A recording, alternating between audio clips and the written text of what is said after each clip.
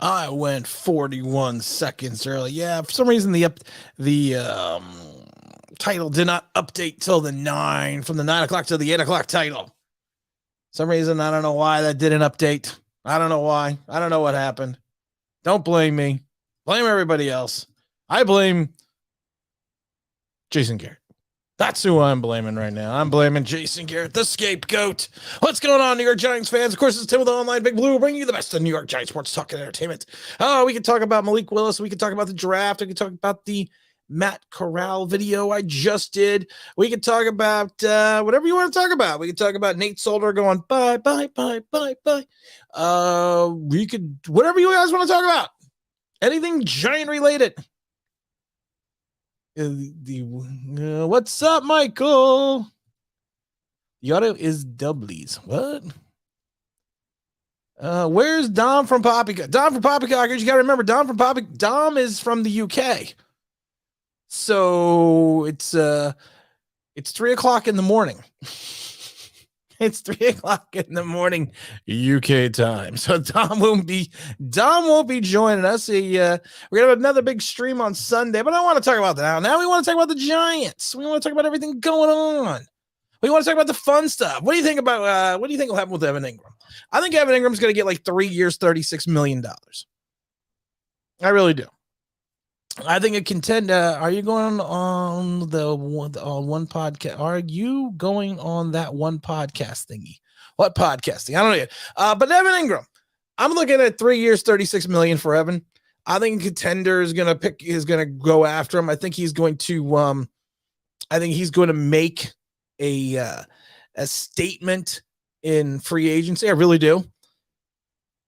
There's higher value, I think, outside of the New York area that other teams see that the Giants don't see over the last 5 years, because you know what?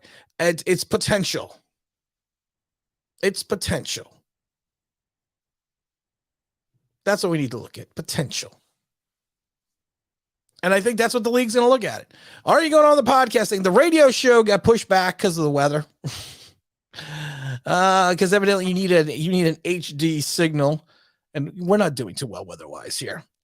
We just got power back like not too long ago. We've been running off generator power, so I'm working on a new date for the first radio show to fall into place. Hopefully, it's going to be next Friday. We have to just kind of wait and see. We didn't expect this type of weather to come rolling through here. I mean, 60 degrees and it's 30 degrees, and then we had 50-mile-an-hour winds, and we also have potential for 50-mile-an-hour winds tomorrow. But don't worry, we got the Jenny. We got the Jenny running most of the day. The problem is you go to the generator, you got to find gas. He's not coming fifth overall. I don't like him fifth overall. I think I've said this before. I just don't. I need an impact linebacker. I need someone that's going to be the speed covering general of this wink attacking offense. I need someone that can not only blitz the quarterback, I need someone that's got to be able to drop back into coverage. I need a roamer. Devin Lloyd. Not looking at you, Devin Lloyd. But I need a roamer. That's what I'm thinking I need. I think Matt Corral will not be a good fit. I don't think he's going to be a good fit for the Giants. The video I did today was kind of basically saying he'll go in the second round. Matt is kind of slight of build. I did a lot of film breakdown of him recently. Slight of build. I would say average arm strength at best. I'm not sure if in clement weather, such as the North, that he is going to be able to make all the throws.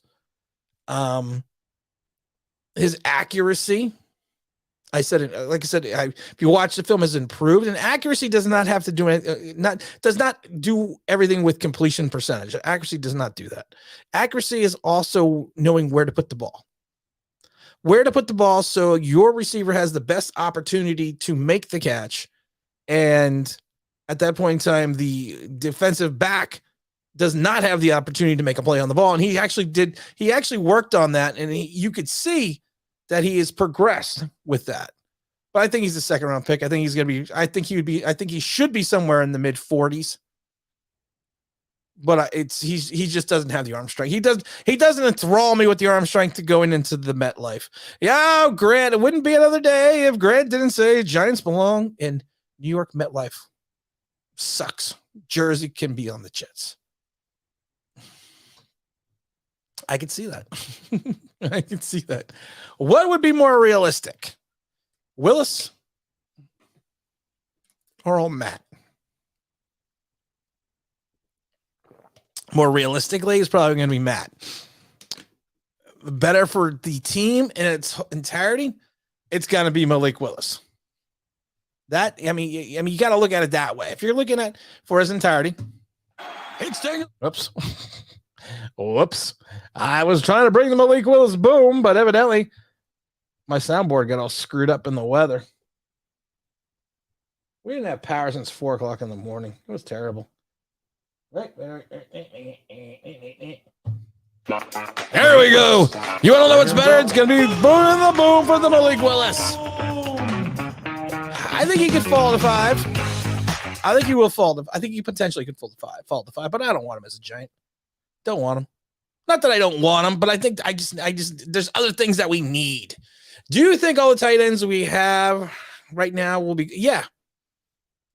Well, Tolafula Ola, the 16-foot tight end, he's going to be gone. Kyle Rudolph is going to be gone. Caden Smith, 3rd tight end at best. He can come back. I'll allow it. I will allow Caden Smith to come back and play for my Giants. But everyone else is going to be gone.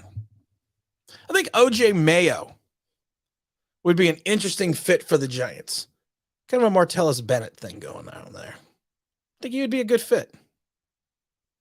But all of our tight ends are going to be gone, Giants fan. They have to be.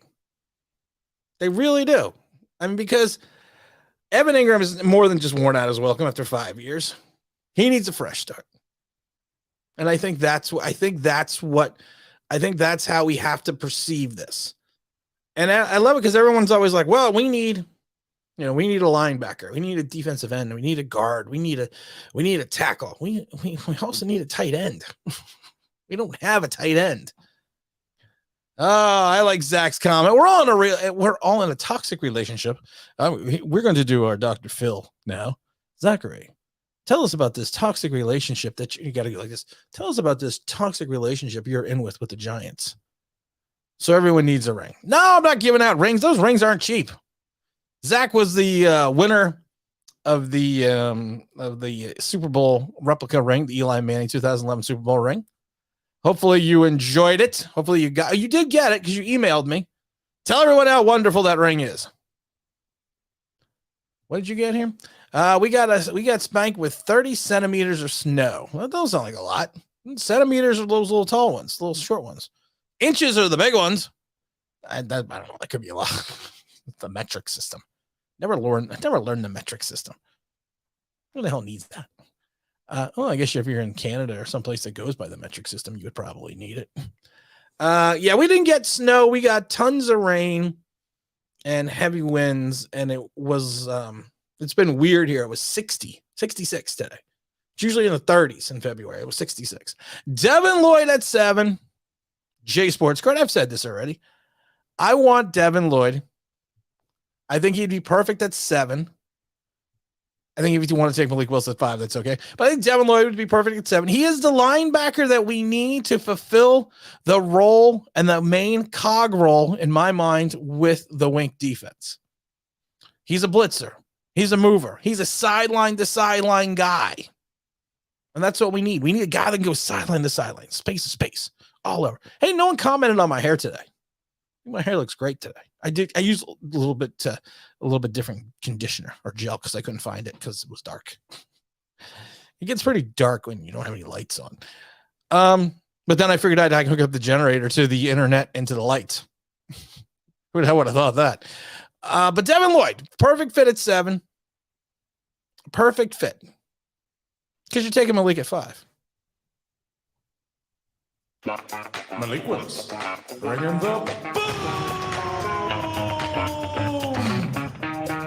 I'm not saying I don't want him.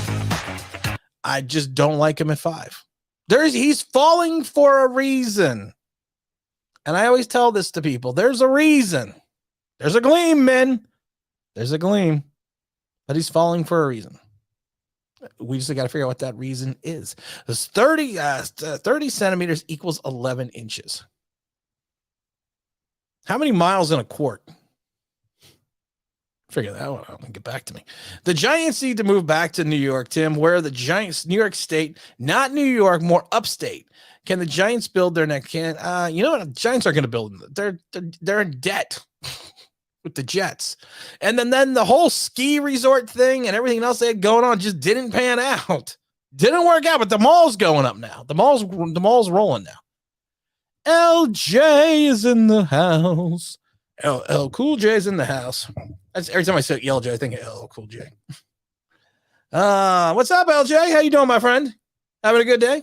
Oh, I got Love God dropping by. I always love God. Do you actually think we can get Willis? What you talking about, Willis? I'm always talking about Willis. I think we should get him. I think we should move forward. I think we should take a swing for the fence. When's the last time the Giants took a swing for the fence? Think about it. When is the last? I can tell you. Go back to Eli Manning 2004. The big trade. The Giants took a swing. They took a big swing. They took a Paul Bunyan chopping down the freaking tree swing. And I think that worked out pretty well. Giants fan says Carson Strong is the best quarterback in what? The USFL? Sorry, Carson. Pittsburgh keeps an eye on Willie Quills. I am worried about the Lions, to be honest. I'm worried about this Dan Campbell guy. I was worried about I was worried about the Houston Texans until Lovie Smith came about. And if anyone can be a olive branch, a person that can help move mountains to get things done, I think it could be Lovie Smith. I would not be shocked if Deshaun Watson stayed. What do you think of Dean? I like Dean from Georgia. I can't take another Georgia guy, though. No more Georgia guys, please. I think he's raw. I think like Malik Willis, there is potential. And I think that's going to be the big word. I think that Devin White is going to be more pro-ready.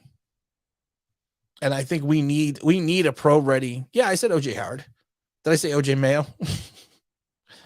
I did. I thought I said OJ Howard. I'm worried with the Wings defense. We could give up a lot of big plays because he's going to play an aggressive defense. Always looking at old comments of me worried about the target of KJ. Boy, I was wrong. Here's the thing about Wink. Said this a million times. If you have a bad secondary and a good defensive line that can get pressure, that takes pressure off your secondary. If you have a bad defensive line and a good secondary, that allows the extra time needed for the bad defensive line to attack. And that's what I'm trying. I was going somewhere with that. It was going to be really good. I'm not worried about it. I'm not worried about it at all. You know what? You're going to give up big plays either way. Either way, you're going to give up big plays. But you know what? If you never take a shot, you miss 100% of the shots you don't take. So the Giants need to take a shot. Super chat to salute Tim. Dropped by the office to pay the proper respects for all Giant fans around the world. All the stinky boys losers out the door. What's going on, my brother? It's Tuto and Big James. Big James is going to be. I don't want to say this, but Big James is going to be a co-host on Sunday stream at 10:30 a.m. Eastern Standard Time. Big James Williams has been on the show before. He's going to be. I don't know if he's going to stay the full 2 hours, but Big James is going to come in. He's going to rock the mic. Because I get stupid. I mean, outrageous. Stay away from me if you're contagious. Because I'm a man now. No, not a loser. Being MC is what I choose. What's up, room, Tim? Your hair looks very Val Kilmer, Iceman. I am the Iceman cometh. It's not high enough yet, though, James. Not high enough yet. I worked it today. Like I said, the gel is, I've had to find a different gel because it's dark in the house. It's dark. I see dead people.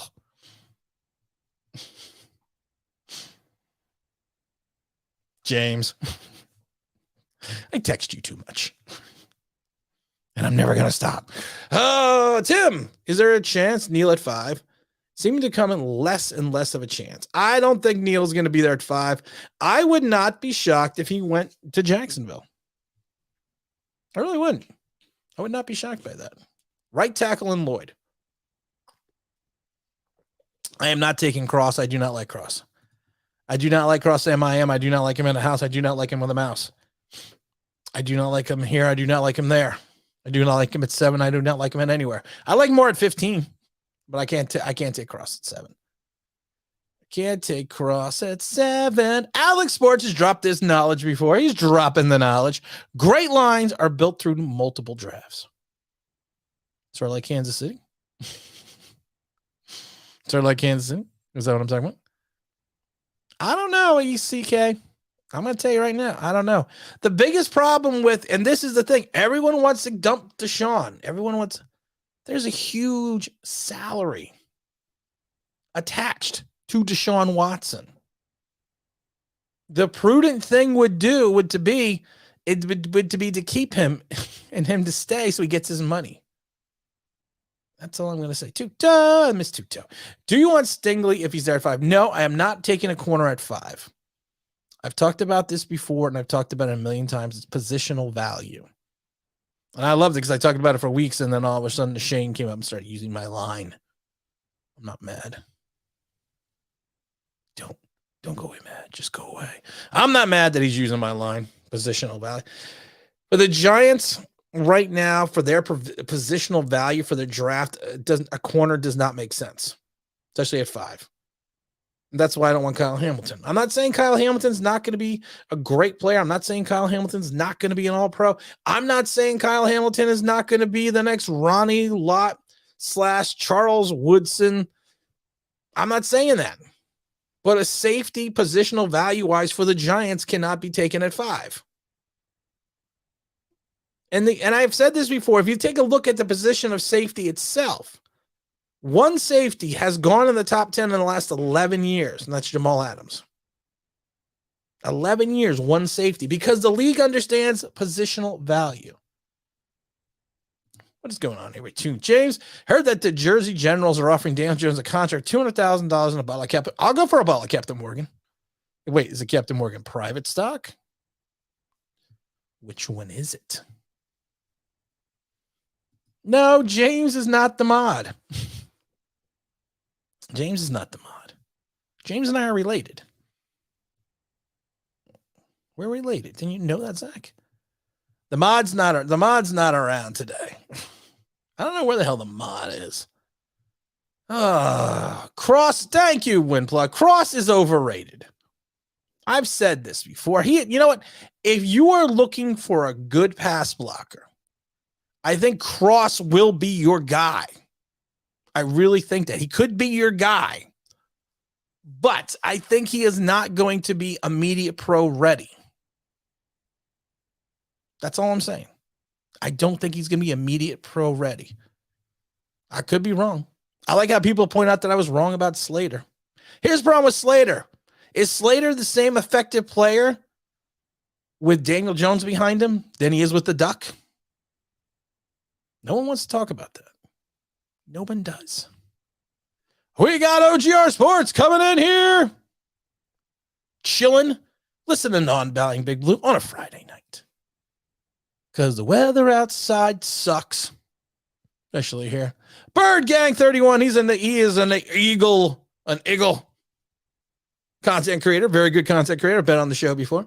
I did get your number, my friend. I've just had, it's been a hellacious week. And we didn't have power today again. It's been a bad week. It's been a very bad week. Plus, I'm still car shopping. I'm car shopping right now. I got to go car shopping tomorrow. So the Giants better do something because I got to go car shopping. Do you think the Knicks will fire Tibbs? No, because he got the endorsement the other day from Julius Randle. He rocked the mic like the Randle. I don't think he's going to get fired this season. He was touched by the hand of God. Hog mollies, but a little crap. Quite frankly, he was touched by the hand of God. Fabian or Fabian. I never know which one it is. I got a friend named Fabian. And then there's someone I know that's Fabian. So that's why I always say that. I don't know. Zach's coming in under the rule of 51 according to Sport Track. The Giants are $11 million over the cap. Yes. It's actually more like 14 million. Everyone asked me about the rule of 51. I don't know why they do it. It's one of the dumbest rules I've ever heard. It's also one of the dumbest rules that you could progressively go over the cap during training camp. Up to 90-something players, I forget what it is. And then turn around, but then you got to be under the cap as soon as camp breaks, and then you go from the rule of 51, which is the top value 51 contracts that only count against the cap, then to go to the 53. Somewhere the Roadrunner is running around with his head on fire because no one understands it.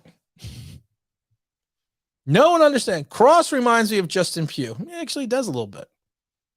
I didn't think about that. I don't know if he's got the short little arms, though. He does. Oh, my God. Oh, this is a good question, Jay. Bradbury says Aaron Robinson and Rodarius Williams, the guy at 2. You forgot about Julian Love. You forgot about Darnay Holmes. I actually would like to see Robinson. We're a UCF family, so I'd be kind of curious about Robinson. I think he, you know what the thing about Robinson was, and people will point this out. He had a lot of completions against him, but you know what? He also had a lot of stops for no additional yardages on the yak. That's something you have to think about. And I noticed that even in training camp, not training camp, even in preseason, Jet game, he was getting killed in the Jet game. He had like 7 tackles, but he made all the tackles. That's what I want to see. It's a two-toe super chat. Please pray for all the upcoming tough games. Also pray for the opposing teams. Casually, no turning back. Once the cage against me. Stronger always conquers the losers. Card it out. I keep the busy hospitals. Those hospitals need to be busy for the two-toe when he plays. When he's dropping the rugby challenge. It's always good. It's always good. I miss two-toe. You've been leaving comments, though. I like that. I like the two-toe comments because they fire me up. I was actually in the gym the other day reading your comments. Get a 300. I'm actually looking at a Cadillac. I never thought I would, but I'm looking at a Cadillac tomorrow. White one. Don't worry, pretty soon I'll be dropping my new album, too. I told my wife, I said, I'm gonna get a big white Cadillac. I'm gonna be Vanilla Ice. Ice, baby. Stop. Collaborate and listen. Ice is back with a brand new intention. Something. Sorry. Got the hold of me tightly, hard like a dark big daily and nightmare. Will you don't stop? Yo, I don't know. I used to have Vanilla Ice hair. I used to have a big flat top. Hit the like James button. Do it, James. Do it. Bird gang, get to 300. Fly, Eagles, fly. Fly to victory. If we release Bradbury, I will panic. Don't panic, ECK. It's all good. I will not feel comfortable with Adoree Jackson or Robinson on the outside. There was times that you didn't feel confident with James Bradbury.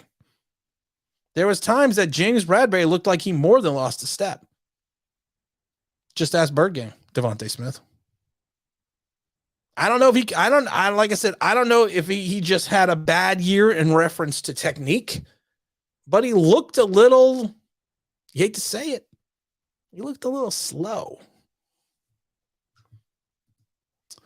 Stanley says, I think Kyle Hamilton is overrated. He can only play the linebacker position because he's going to have a hard time playing safety in the NFL. Stanley, honestly, I think he can cover. I really do think Kyle Hamilton can. I do think Kyle Hamilton can recover. Can cover. And I think one of his fortes is going to be in this league is going to be his coverage skills. And I'm not saying that because of the fact that, like I said, I do think that he is going to have a little bit more difficult time than he did in college. But what player doesn't, especially when they first come out? What player doesn't have a more difficult, challenging opportunity? But I think he's going to find his spot, and I think he will be a safety. I think he's a little bit of an oversized safety. And I think he will play more in the box, but he's got to be a coverage guy. He's got to be, or he's just not going to fit. He's just not going to fit. No, I don't think he's the honey badger. Honey badgers, I don't see it as honey badgers. I like caddies. You like caddies? I like Cadillac Williams. I still have a McFarlane from Cadillac Williams when he was with Tampa. Don, thank you. It's the Don dropping the Don Juan super chat. You know, I had to bless the stream whenever I come in, and you're always greatly appreciated, Don. You always are. You always got some good insight. I missed the premiere today because, like I said, I didn't have power. So the 11:30 premiere went on like at 3:00, 3:30, I think it was. It dawned on me as I was sitting in the kitchen on the kitchen table. I was like, I could take an electrical cord and run it to the internet and the router and have internet. It just didn't dawn on me. What's going on here? With the new management and coaching, how far can we reach in a winning season? How long do you think it'll take for this to stay? 2025. I said this before. I think it's 2025. I think that's going to be the because you figure this year is a wash. 2021 is a wash. 2022, we have like $80 million in cap space, or $90 million. I forget exactly what it is. So you figure you're going to and you're not going to have any rollover money. So you're going to have that 90. So you figure 2023, if you draft well in 2022, you're going to get better in 2023. Hopefully you're more consistent in 2024, and then you hope you turn around, you can start making the playoffs and being a better team in 2025. I mean, yeah, it sucks, but I mean, it is going to be what it is. And, you know, I feel bad about it, but, you know, because we're going to be in purgatory for a little bit, but you never know. Sometimes when you think you're in purgatory, things change. Oh, Zach dropping in as the Googler. Who are you, man? I'm the Googler. Zach, of course. Zach Attack is the Googler. When Dom's not here, he Googles around. He Googles. Bradbury has to go. And I'm not against James Bradbury. I'm not against James Bradbury whatsoever. I like James Bradbury as a player. I've said this before. I have an affinity for James Bradbury because the last preseason game, we were in the coaches club, and with the players when they come in, leave the field, they come in through this tunnel. It's a glass tunnel, and then, you know, the kids are there. And my son was there, and all these kids are knocking on the glass, trying to get the players to wave to him or say hi to him. James Bradbury was the only Giant that waved to my son. And you can't not see him because the kid's banging on the glass waving. James Bradbury was the only one that stopped and waved. So I kind of like him. He kind of plays slow. I don't think Kyle Hamilton plays slow. I think his reaction, you know how Daniel Jones has an issue reading and then throwing? I think Kyle Hamilton he's got more of an issue recognizing the play. What's up, James? James Bradbury pulled he did pull a Russell Westbrook in the offseason. He literally lost a step in some technique. I do think he lost some technique, James Bradbury. I really do. Because if you go back and watch, he got a lot of guys get behind him. And that is very James Bradbury-esque, that he let guys get behind him. So I'm not saying that he should just, like I said, I'm not saying he's a bad player, but I'm just saying the fact that if we move on from him, we need the cap. And it may be an opportunity to give two young guys a shot in Rodarius Williams and Robinson. And I'd like to see what they can do. You draft these guys, you want to see what they can do. Hamilton is going to be in good coverage. He's always has his eye on the quarterback. He does. I don't think it, like I said, positional value wise for the Giants, it does not make sense taking a safety at 5. Doesn't make sense. Oh, Grant, New Jersey forced the Giants to sell their share of the stadium to the Jets in the state of New Jersey. So New York Giants has to leave MetLife after 25 years per the lease agreement. When is the lease agreement up? I love it because I went to the Giant Jet preseason game when they first opened the stadium. And it was a spur of the moment thing. And a friend of mine had tickets and I was like, yeah, I'll go with him. And I laughed though, because he didn't tell me where the tickets were. We were at the top of the stadium in the last row. And I was wearing a white shirt. I remember this. And they had all the fireworks and everything in the beginning of the game because of, opening the new stadium. And the Giants and the Jets played the preseason game together because of the fact they didn't know who wanted to open the stadium. So, but I was just laughing though, because I remember after the fireworks were done and I'm watching the game and I got this black turtleneck on. And that turtleneck was a polo shirt. And I laughed because I was covered in soot from the fireworks because we were directly under the fireworks. We were under the fire. It was terrible. Mark my words, they will cut and trade Bradbury. They will draft Stingley and the G Sauce in the first round. I can't take a corner at 5. Traditional value tells you can't take a corner at 5. How did that work out for Detroit? Oh, the Googlers working overtime today. Release James Bradbury, save 12 million. Release Blake Martinez, save 8. Cap space, according 6.9, according to so just about the rule of 53, closer to 6 million even. Sold American. What's going on, my friend? What's going on, Mr. For real? Kyle Hamilton, Xavier McKinney, got to be tempting. Accentuate your strengths. Here's the problem with that theory. It's a good idea, but Kyle Hamilton and Xavier McKinney both have the same strengths. You need an in the box safety like a Peppers to play in the wing style attacking defense. The problem is you have two similar players in Hamilton and McKinney. It's another super chat. It's 2:30 and we started our working out at 4 a.m. 2 miles up the incline, 4 miles, shower, breakfast, classes, work the team practice, daily grind daily, never quit, hard and work. Extra miles always pay off. I tried doing road work now. I'm back in the gym. I'm trying to do road work. I'm trying to be two-toe. That's my ambition in life, is to be two-toe. Because he's awesome. You cannot take... I'm not just saying that, two-toe. You are awesome. You always have these people that always make you smile. And when you see the two-toe comment, I always get a grin. So I'm like, it's going to be... Because I'm always like, it's going to be something good. It's going to be. We cannot take Kyle Hamilton at 5. Thank you, James Williams. I am so wait. Don't forget, James Williams will be on the show, co-hosting Sunday, 10:30 a.m. Eastern Standard Time. It's always fun. Who's the worst lineman, Bobby Hart or Billy Price? Billy Price. It didn't take long to answer. If Bobby Hart came back, I would not be shocked. Zach saying 2035. No, it's not going to take that long.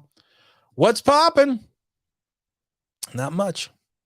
Not much, man. Not much. I wasn't going to do a stream, but I got nothing else going on tonight. Roads are flooded. Got no power.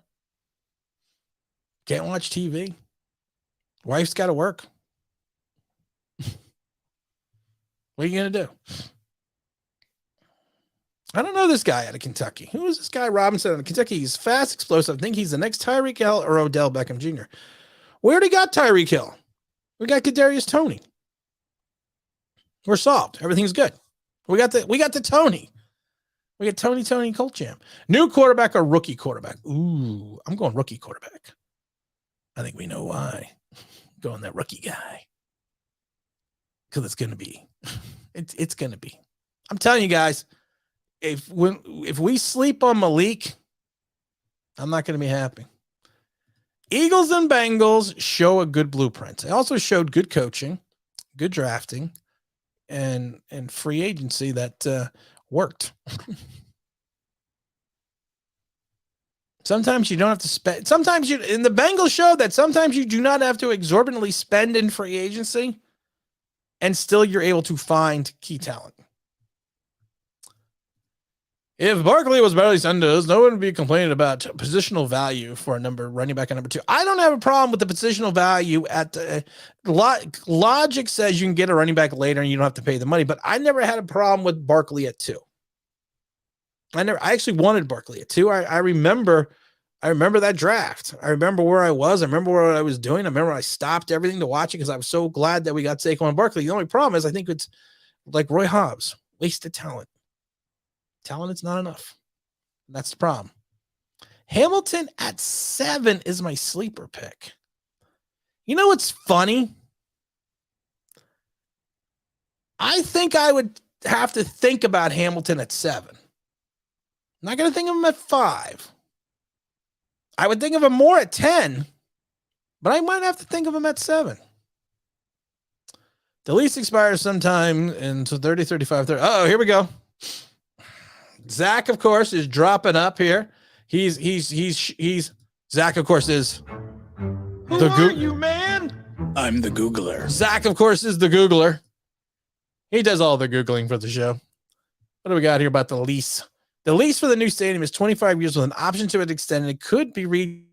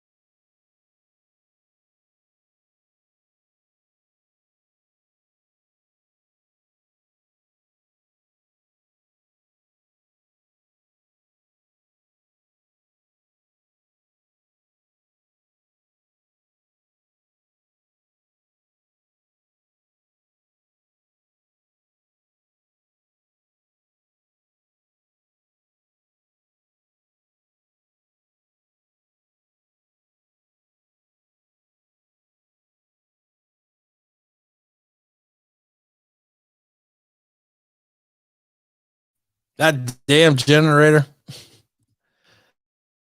Lost some power there.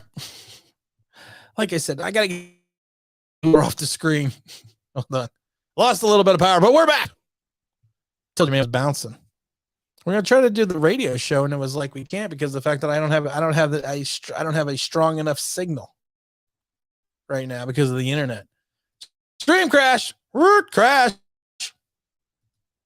The stream did crash. Right, the internet crapped. What's happened, El Gigante? What's going on, my friend? We are running real slow. Let's see what's going on here. Yeah, our internet is running real slow right now. It's the weather. Like I said, we got bad weather here in our Pennsylvania. I don't even think you can get on the internet here. Hold on. Oops. Trying to see if we can get the internet to go a little faster here. Where are you, Tim? No, we're not in the Dominicans. We're here. Oh no, I can't get any work. I think running so damn slow. Hold on, we're gonna switch networks. This to a different network. We just switched. Let's see here if we can get the internet going here. I told you guys we got bad weather. Everything's all screwed up. Oh, we got the internet back. All right, we switched networks, so we got the internet running again. Guess I'm in the campus right now. That's where I am right now, La Gigante. I'm sitting there watching Madima. Eating my pasteles. Having a good old time. Okay, we're back, though. James hoping for a McNair type quarterback from Malik Willis. Here's the thing, though. Here's the thing about Malik. He's not going to be Steve McNair. He's not going to be Air McNair. He's going to be Vic Ultralight. I'm telling you. Tim, get that generator crank. I got the generator cranking. I got it going. I had to put gas in. You know, this is how dedicated I am to my subscribers. I'm in the middle of a dark house. and I have everything running through the internet. I have all the power running through the internet, and my computer. I think my generator is only 7,000 watts. I think it's 7,000 watts. I don't know. I can run 2 refrigerators and a bunch of stuff on it also, though. What do we got here? Just sounds like Joe Judge with his headphones. No, I had a software update. I do my software update beforehand. Oh my goodness gracious. I told you guys I got bad weather here. Sunday stream will be better. You know what? We need to like more. We need to like more. Like, subscribe. I'm trying to hit 10,000.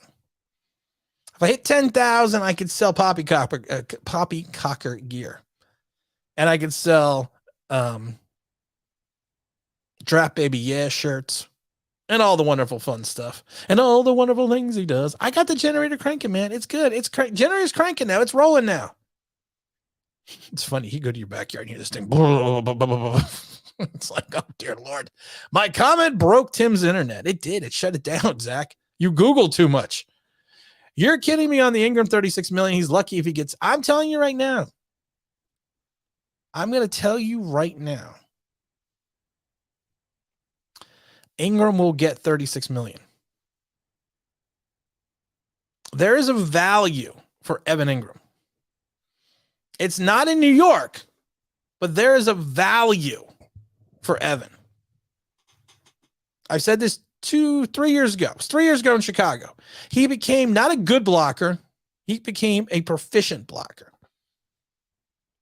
And he just needs to change the scenery, and someone's going to give him the money. Someone's going to pay him. The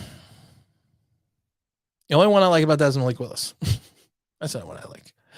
That's the only one I like. Copy that. Roger that. Roger that copy.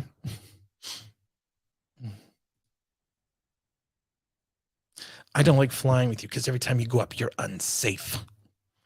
The Giants should not extend the damn lease that the Meadowlands is a dump. I want my damn New York Giants back in New York where they belong. It's not going to happen. It's not going to happen. Not going to happen at all. I did draft Jags Neal, Lions Hutchinson, Texans Stingley, Jets get Hamilton, Tibbs Panthers, Giants quarterback. I like that situation if they get Malik Willis. If they get Malik Willis, I'd love that. You know, I actually the top 4. I could see that being the top 4. I could really see that being the top 4. That's an interesting thing, Giants fan. Evan Ingram will go to the Chargers. San Diego Superchargers. I can see him go to the Chargers. I can see him go to the Bengals. I could see him going to a contender. I could potentially see him going to Tampa because the Gronk's not going to be there, and their plethora of tight ends are leaving. Tim will get a lease on his. Tim will get a better lease on his Cadillac than Giants have. Oh, you know that. You know that. I love it because a friend of mine is a mechanic at one of the dealerships, and he says, "Don't go to that dealership. They're a bunch of they're a bunch of slimy guys, and you're never going to get what you want." So I told him, I said, "Don't worry." I said, because they may be the slimy guys, but they're about to meet the asshole, and that's me. Because I like car shopping. I don't like actually picking the car. I like the negotiation of the car shopping. People are always like, "You did not get that car for that price." I'm like, "Yeah, I did." It's like, "Yeah, I did." Because always things you always teach you gotta be willing to walk away. Giant fans, there's no way Stingley goes to the Texans. That was injury concerns or scaring teams. They'll take Hamilton probably. I don't know, because sometimes people with injury concerns, they don't completely fall. It depends on how he does what he does medically or how he does his physical. I don't know why he's fallen, to be honest. There was questions about attitude, but I don't know. Would be cool if the Giants played at Citi. Oh, like when the Jets played at Shea. Shea was a dump when they built it in 64. I think it was 64, 65. I can't remember. But when they built Shea, that was already a dump. It was already outdated.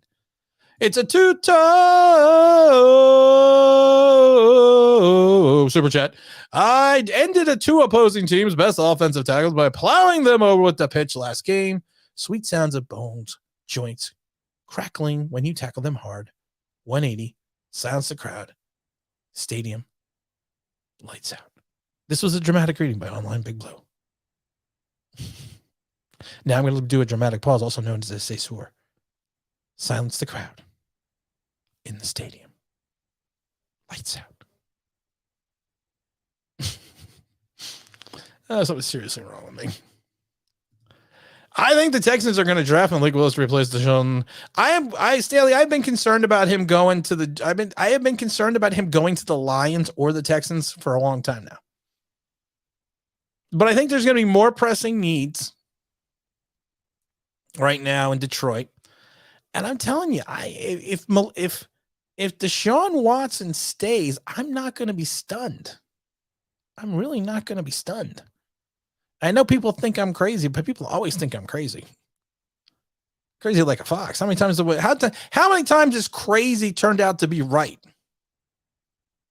I just know there's just I don't know. There's just something. I just keep thinking about something. People think he's so too raw and question his drive because he brought up money before. That could be the reason too why he's dry. I mean, I don't think that should be a reason why. Like I said, when you're smoking, you got on the gas mask and you're smoking. That could be a reason to fall. But bringing up money, I mean, players play for money. Everyone on Twitter is loco, and locas. I want Lloyd and front seven could be elite, yeah, but they can't go defense on both picks. Just like they can't go 3 offensive linemen. Oh my God! If I see that one more time, I'm gonna bring Tupac back from the grave. I like Online Big Blue. Subscribe to his channel and like. Tupac. I don't be fresh out of jail, California dreaming. As soon as I step on the scene, all I'm hearing is Uchi screaming, money and alcohol, the life of the West Side player. Twitter is the Bermuda Triangle of common sense. It's more like a rhombus. It's the Bermuda rhombus, we're going to call it. Can't wait. James Williams is going to be on Sunday at 10:30 Eastern Standard Time. Make sure you drop by and drop in on Sunday. James is going to be dropping some of his knowledge. I am actually very, very excited. Not that I won't miss the Dahmer, but I'm very excited about James. Mayer has said that he wants to bring Giants back to New York State. The Bills situation prevents them from doing so. So it's a matter of if, it's a matter of when. Really? Okay. I'd be curious. I'm so far away from the stadium now. I can't. What's the Bills stadium situation? I don't know. They didn't tell me anything. What's up, Tom? How you doing, my friend? Please bring Tupac back from the grave. I just did. Man. He just did. And I love it too, because he's got on the Timberlands, man. That is so freaking awesome, dude. That's so freaking. Like, subscribe to the channel. We're trying to hit 10,000. Oh my goodness. Someone's gonna keep me in. Remember, don't smoke crack. Tupac didn't smoke crack. He got shot. Gentlemen, which brings me to my next point. Don't smoke crack. Okay, Tim, I want 3 offensive line because I want to see you being back. If we draft, we're going to stream the draft like we did last year. Last year, we streamed the draft. It was fun. Dom was on. I was dressed as Elvis for 4 hours, from hair to everything else. And someone asked me if Malik Willis is at 7. If Malik Willis is sitting there at 7, and the Giants don't draft him, what are you going to do? I said, I'm probably going to lose my shit. Playing honest. James will be a coach. James is going to keep me. James is going to keep me in line on Sunday. Something that Dom can't do. James is going to keep me in line. He's going to keep me in check. Would you take either the Bama wide receivers on day 2? I think one of them is going to go day 1. To be perfectly honest. Giants can be a playoff team. Eric, you didn't preference a year. You didn't say what year the Giants are going to play playoff team. Give me my bear rhymes now. I'm back. What's up, Chris? You're back. Back in the saddle again. I like when the Giants played in New Jersey because it makes it convenient for me from Jersey to get to the games. Okay, well, Stanley. Okay, well, the Giants are never going to leave. So Stanley's like me. Don't inconvenience me. Make it easier for me. I forgot so. Someone said something the other day. I said, no, I don't want to do that. They go, why? I said, because it would be an inconvenience. Oh. First and foremost, clear cap space by trading Bradbury for third rounder since Googler, Zach, how much, what's the trade? What's the trade number? What's our dead cap trade number for Bradbury? And I think some of that money is divided over 2 years on the dead cap number. I can't cross to me. I just can't take cross at 5. You have too much other talent that you need that you got to almost get us. You got to take it. No, I just can't take cross at 5. I'm sorry. I can't take cross at 5. Sean's going to shake things. Shane. Keep calling him Sean. Shane's going to shake things up. It's not business as usual anymore. I think you're right. Mr. For Real. I think you're right. Eric wants to sign a free agent guard and sign Hassan Reddick. There used to be a Bugs Bunny cartoon, and he was in like Lawrence of Arabia, and there was a guy in the cartoon named Hassan, and he had a big sword, and he kept going on Hassan chop. So every time I see Hassan Reddick, I think of that cartoon. I don't know why. We don't have any money. I don't want to say this, but they've actually called me and asked me if I'd play. They're like, we can give you $1.75 and a free ride to the stadium and a free ride to the hospital. That was for the Twitter that don't smoke crack. I know what it was. The Bills are still in the process of getting it done with their new stadium from Western New York, so I follow that closely. Oh, okay. I didn't know they're getting a new stadium. That'd be cool.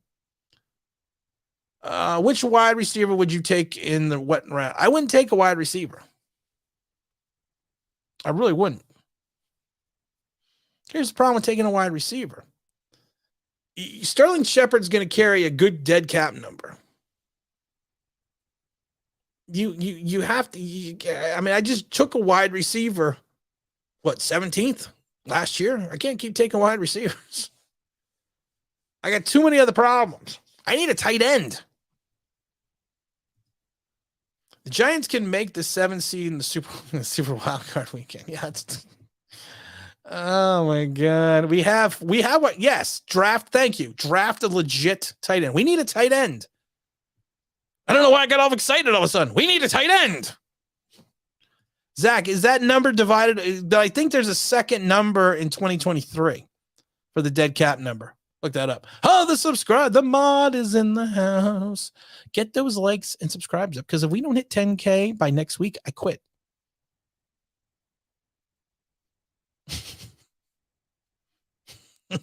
I didn't think I'd have 6 subscribers.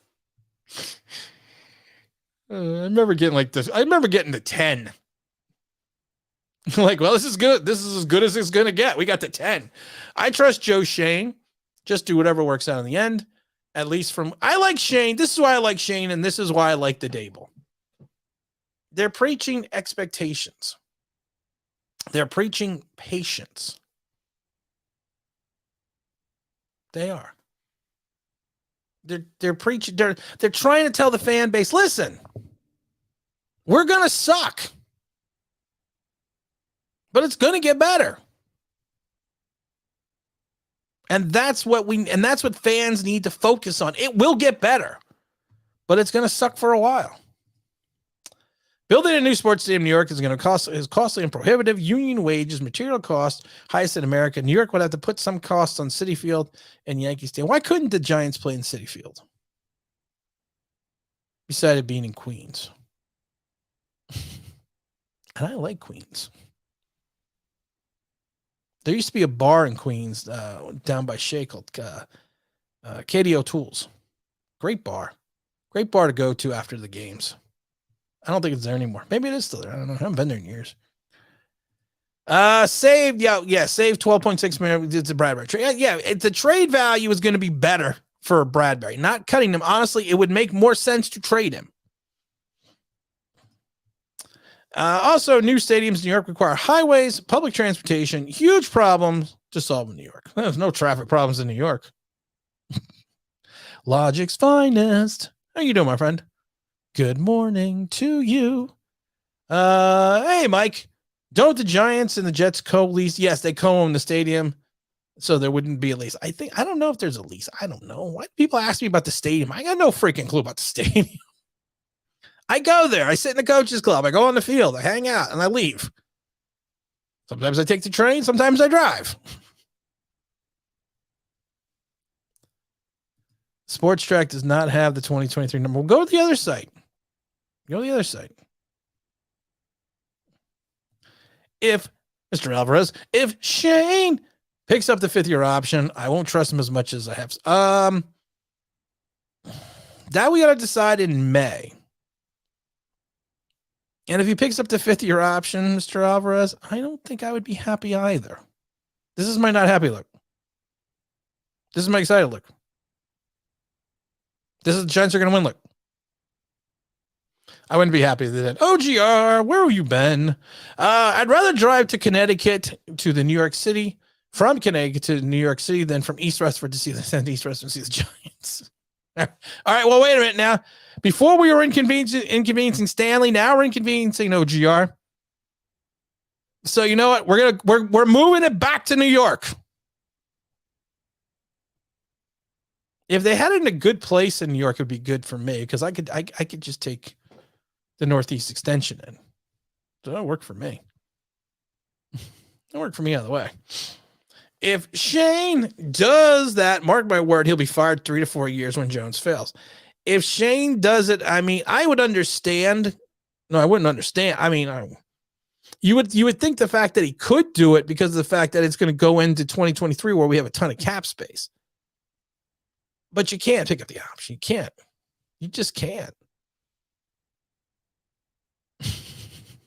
And can't is a big word. For a 4-letter word, can't is very a big word. It's very a big word. It's a very a big word. Oh my God. Oh my God. Oh my God. I don't know what I'm doing. I don't know what I'm doing. I've gone crazy. It's the fumes from the generator. No, Zach is the Googler. He's the Googler. What do we got here? Mara would have to buy out. Okay, the stadium again. Oh, let's see here. What is this with everyone at the damn stadium? For all the Giants playing in New York again, be realistic. It's cost prohibitive. The Mets and the Yankees demand get NYC to cover a large part of the construction costs. You also got to remember the Knicks. The Knicks' lease is coming up on MSG. Time to pass out the helicopters. Mike, I thought it's 2023, man. I thought we were all going to have flying cars by now. It really sucks. I'm trying to buy a car, and it's not going to fly.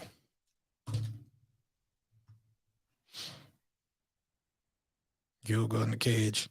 Cage goes in the water. Shark in the water. Our shark. Farewell and adieu to you good Spanish ladies. Farewell and adieu, ladies of Spain, where we received orders to. Oh, the contract is waiting in 2023. Okay, that we're talking about the James Bradbury contract. Where the Googler's a little bit behind. The Googler's behind. Do you think Leonard Williams is a no? I don't even need the rest of the comment. No. No. King of the almost sack. I personally think he's the key to keeping our defense afloat as we get younger, but I see everyone wanting to cut him. You can't cut him. Leonard Williams if you cut Leonard Williams, you're cutting $9,468 against the dead cap. Can't cut him. You can't. But I said he was going to revert to 5.5, 6.5 sacks because that's what he is. You can't be something for 5 years, have one big year, and then think these 5 years never happened, and then get paid for this 1 year. And that's what the Giants did. That's what Gettleman did. That is for Bradbury. I know that, James. God, Zachary. James, I feel the same way. If Shane does it, some at the show, yeah. You guys are having a conversation. Tim, to be honest, I sit back, listen. I comment once in a blue moon. I thought you know what's funny, OGR? I thought you actually said you were having a blue moon. OGR, do you want to come on? You want to come on? You want to come on? I sound like a crazy person. You want to come on? The 1.3 in cap number and everything else is voided. That's what I thought. That's why I kept asking you to go back and look. Shane won't pick up the 5th-year option. I hope he doesn't pick up the 5th-year option. I really do. I really don't. I'm gonna hold on. I'm gonna drop this in the link. Here you go. Booyah! Touchdown. I make miracles happen. Do you think Cavs was going to play the same role as Williams? I don't want him. I don't want him. I've said this before. He had one good season his freshman year, and he's gone down ever since. I don't want him. Let's see here. Sorry, the storm messed up my Wi-Fi. Yeah, evidently in West Virginia, man. I thought we got some bad weather. West Virginia evidently got some really bad weather too. We had 50-mile-an-hour gusts. We're gonna get more of those gusts tomorrow. So I got enough gas. And I'm not talking about for the generator. I had asparagus. 61 watching, only 31 likes. You guys suck. Moderator. What is wrong with you? Oh, like and subscribe. Oh my goodness gracious me. Great balls of fire. Oops. Something's going on here. I mean, like I said, I'm not against Leonard Williams. People always think I hate Leonard Williams. I'm not against Leonard Williams. Jet fans, I know a lot of Jet fans, and they were all ecstatic when he got traded away. And he made a Pro Bowl for them. Uh-oh. You know, we have to drop in now. We have to drop someone in here. We have to. Because you know what? It's time, man. It's regulators. Mount up. It's Mr. OGR Sports dropping in, saying hello on a Friday night. Kids are probably asleep, drinking a hard seltzer. Is that a hard seltzer? It's actually a hard seltzer and soda. Yeah. Trust me, I'm an alcoholic. I know these things. I can tell immediately what I actually don't drink anymore. People find that funny. But, Nate Solder's the kids are over the grandparents' house. Oh, the kids are at the grandparents' house. Where's Mrs. OGR? Mrs. OGR is working right now. She's a waitress, so she works at night. Oh, okay. Well, so you had some time. You had sitting there with the hard seltzer. Nate Solder's gone. Did we cry? Let me shut it too. You got a little audio problem here, my friend. Let me take the AirPods out, and that might fix it. Sure, good. We're gonna put him on mute for a minute here. I'm gonna cry over Nate. The problem with Nate was this. Nate was the best option on the market at right tackle. Or left tackle, I'm sorry. He was the best option. He was the best person available at the time. You good? Hold on, I'll unmute you there. Are you there? Should be good. Oh, that's much better. That's much better. I was just talking about how Nate was he was the best option at the time for the Giants at left tackle. It was money. I mean, when they signed him, I thought it was going to work out. I kind of had a fear that he was going to be a systems guy, that he was more of part of the blocking philosophy and scheme of New England. But I mean, I thought it was going to work out. I was wrong. 100,000. So I don't have insider information, but when Nate Solder was contracted by the Giants, a good friend of mine who he's a huge Patriots fan, goes, he's going to be a turnstile. He goes, trust me, I've watched enough Patriot games. He's going to be a turnstile. And he was. And I wasn't surprised because Tom, like you pointed out earlier with Slater, same thing with Nate Solder. Nate Solder, his weaknesses were covered up by Tom Brady. It's as simple as that. Yeah. And yeah, I mean, and I think that we got a lot of OGR love here. James Williams saluting you. The mod, calling you out. We even have a Zack Attack super chat coming in. OGR loves Chris Mara as a talent evaluator. No, definitely not. I can't stand Chris Mara. Now, do you think with Chris Mara, I mentioned something before it happened, a couple days before it happened. I told everyone he was not going to be involved in the cap. And I told everyone because someone told me that he wasn't going to be involved. And he's, but with having Chris Mara still within the organization, does that in any way maybe, I don't want to say hinder, but maybe put up a speed bump for the Shane? Could he be not, I don't want to call him a mole, but could he be a guy that could be maybe relaying information to John? I mean, that's been his job the whole time. I blamed the problems on the New York Giants, on the Maras, because it really has been the Maras. Even though I think Steve Tisch is a little, to me, I mean, this is outside looking at him, so what do I know? He seems a little impatient to me, but maybe that's because, he's a business owner, so it is what it is. He runs the business end of it. I mean, the Tisch wants to make money. If anything, I think the Tisch is too patient, because if I see my bottom line, my marketing, my everything else is attached to the product on the field. The product on the field is sucked for a while. 10 years. 10 years. I mean, I don't never want to say that, but dear Lord, it's been 10 years. But at that point in time, I always thought maybe the Tisch would have said, I need to get more. And at one point he did 2 years ago say, listen, if this doesn't change, I'm going to have to step in and do something. But he never did. He never did. But the other thing is, I think John values Chris and the old heads in the organization way too much. And yes, that's drawing back to what we were saying before. I think that's going to be a big speed bump for Joe Schoen.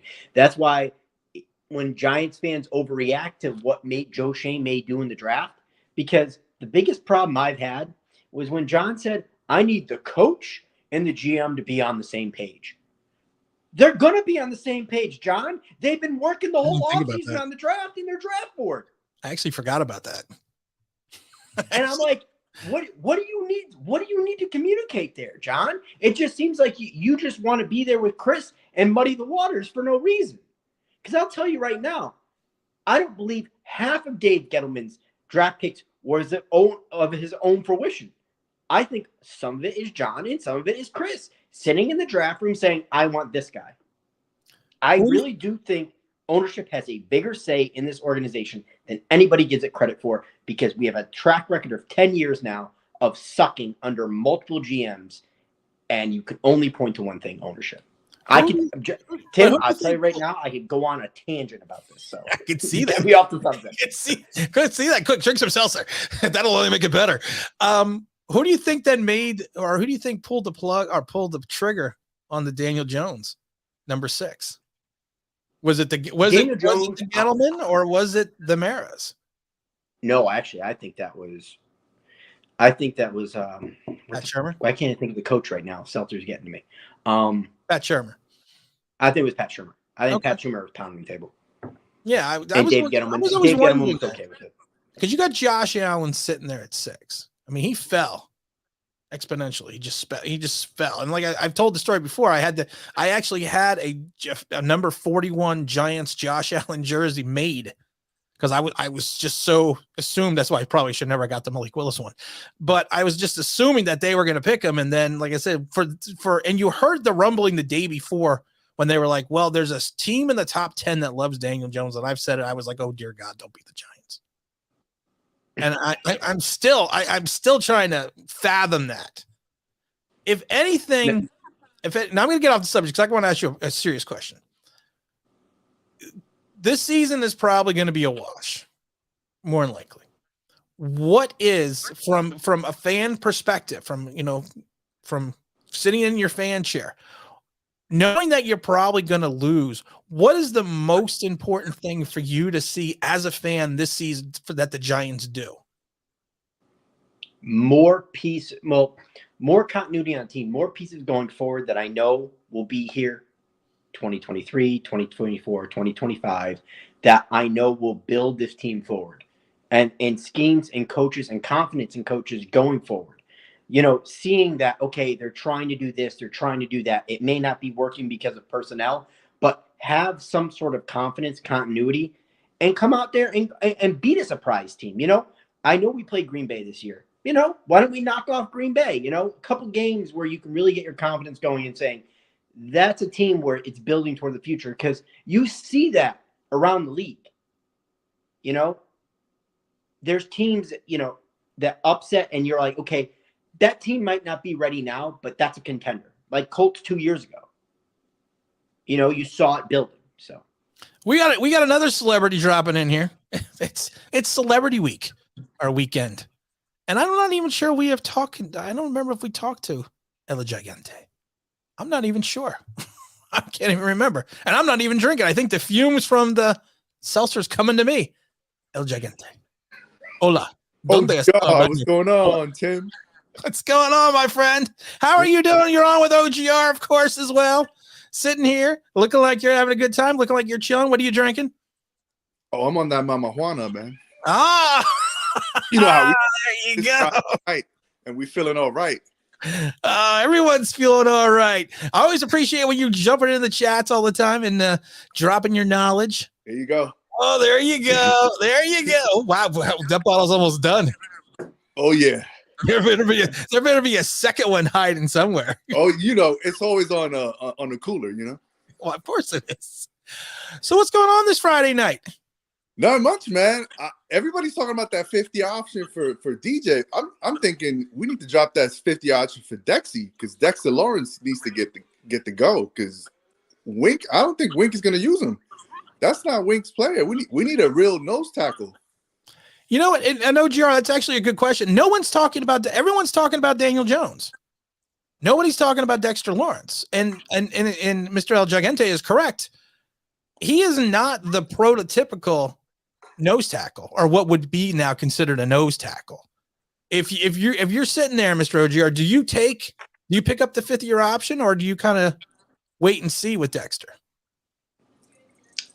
Well, it all depends what Wink wants to do. I mean, yeah, sure, Wink could run the 4-3-4, but maybe Wink wants to run a 4-3. I don't know. But because if you're going to run a 4-3, I think Dex and Leonard would be better matches for that system than because we don't have the prototypical nose tackle of the 3-4. But at the end of the day, he is right. You're not going to pick up the option for Dexter Lawrence. God, my mind is somewhere else. But anyway, I get these fumes that are now moving over. But I'm the only one not drinking. What the hell? But yeah, he is absolutely 100% right. You're not going to pick up the option for Dexter Lawrence. Now, El Gigante, I asked OGR this question, and we all know the Giants are going to suck. Yep. Pretty much this year. As another fan, what is the one thing or a couple things that you are looking that you want to see from this team, even though you know it's going to be a bad season? What's going to make you, besides what you're drinking, what's going to make you warm and feeling inside? Besides the Mama Juana, we need to get back to some competent offense. Like, can Daboll and the Kafka build and have a functioning offense? Because I haven't seen that in the last 2 years. Like, we really haven't seen an offense that knows what they're doing. Like, that actually knows the plays that need to be run, that actually looks like an offense that's really put together. I haven't seen that since Joe Judge came in here. Yeah, I mean, you know what I mean? Like I don't think we actually competed. It looked like we didn't even belong on the field. Like, especially the last 7 games. Well, the last 7 games, yeah. Firing Jason Garrett was going to solve everything. Now, OGR, this is a good question. The Kafka. Who's going to call the plays? Is it going to be like in Kansas City, where for back in between 17 and 18, where Eric Bieniemy installed the game plan, but Andy Reid still called the plays on the field? I mean, the Bieniemy didn't start calling the plays till after the 2019 season. Do you think that's going to be something that the Daboll's going to do? He's going to have the Kafka install spend the week installing the offense, but then call the plays himself on the sidelines? I absolutely think that's exactly what's going to happen. You're not going to take a brand new coordinator and hand him the playbook and say, okay, call the plays for us. Come on, he's been in the league since 2017, Cap. No, it's baby steps with Kafka. Okay, install the offense. Let's see what you come up with. Let's see your pre-made plays that you run. Every team runs on the first drive. Let's see how that works out. Let's see how you're scheming, and then from there, maybe we'll turn it over slowly. But right now, day one, I expect Dable to call. You think so? Now, Mr. Gigante, do you think the same thing? Do you think the Dable is going to be the one running the show offensively this year? He has to, right? I mean, that's why you hired Well, you him, would think he would. right? I don't think you're not going to give Kafka so much leeway here. Dable has to install. He's got to be the guy that's be calling shots and puts him in I guess in some sort of like collaboration. But I kind of gotta give Dable some credit because knowing how these head coaches operate, everyone is in the like I know him. I'm bringing him in. That's my buddy. I don't think that's been the way with Dable. Dable is looking to hire the best competent people, or the people that kind of challenge him too, or the people that he knows. He recognizes game with game, knowing that Kansas City gave it to them, from an offensive standpoint too. So you kind of got to give him credit. Like, he's hiring a kid pretty much that he knows back from New England, because I see that Kafka was brought into New England as a backup, and that's how he became to know him. And I guess he kept touch with him all this time. And now he understands where Kafka has risen to. And I guess he's willing to, bring him on board to see what he's got. Right. Now, but I think the bigger question is, I think this is the bigger question of all of it. Lincoln or a Cadillac for me? Cadillac. I'll take a Toyota, No, I'm Toyota. I'm not what you call it. I'm either going to buy a Lincoln or a Cadillac. I haven't decided which one. Oh, Cadillac. Come on. Cadillac. Okay. I just got to check that out. I guess go to the Cadillac dealer tomorrow. Both my mother and my sister have a Cadillac. So. What do they drive? The SUV. Which one? The Escalade or the? No, the smaller one there. Oh, the smaller one. The smaller one. What? They don't have an Escalade? No, because everybody has 50, 60 grand or even. Does everyone have an Escalade? I just thought that was a rule. Yeah. If you guys could bring in one free agent, and I'm going to start with El Gigante first. If you could bring in one free agent, our cap situation, but if you can bring in one guy for this team, ooh. and I don't care if it's a dream. I don't care if it's going to be something that's out there, but who would you like to see the Giants kind of hook up their cart to in free agency? One guy, El Gigante. I don't know if somebody brought it up, but I think I would bring in Zach Ertz. Really? As a tight end. All that guy does is catch balls. Yeah.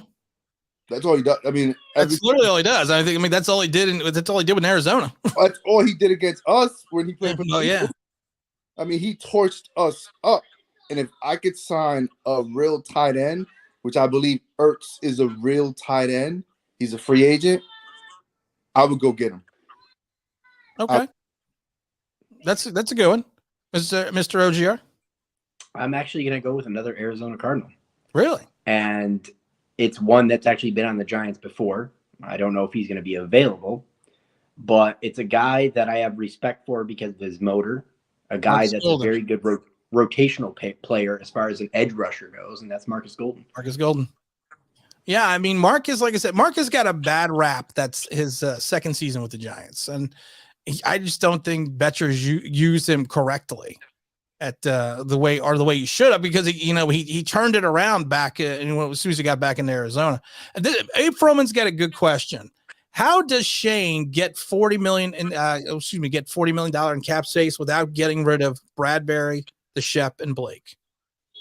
I mean, he can't. I mean, he even said all three have to go. Those are the guys. I mean, that's where you're getting the Ford. That's like 90% of that 40 million cap.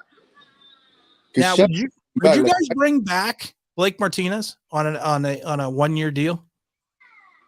Is he gonna take that though? Well, you're coming back off an ACL. I mean, he's not gonna. I don't think there's going to be a large market for a guy that's coming back off an ACL and that's going to be mainly a tackler. If I was to offer that, I would offer that to Peppers, and then draft Devin Lloyd to fill that void. Yeah, I think Peppers is gonna. I think Peppers is gonna get money. I think even coming off the ACL, I think Peppers is still gonna get paid. I mean, would you bring back Blake? I would absolutely bring back Blake. He was the most consistent guy on our team until obviously the knee.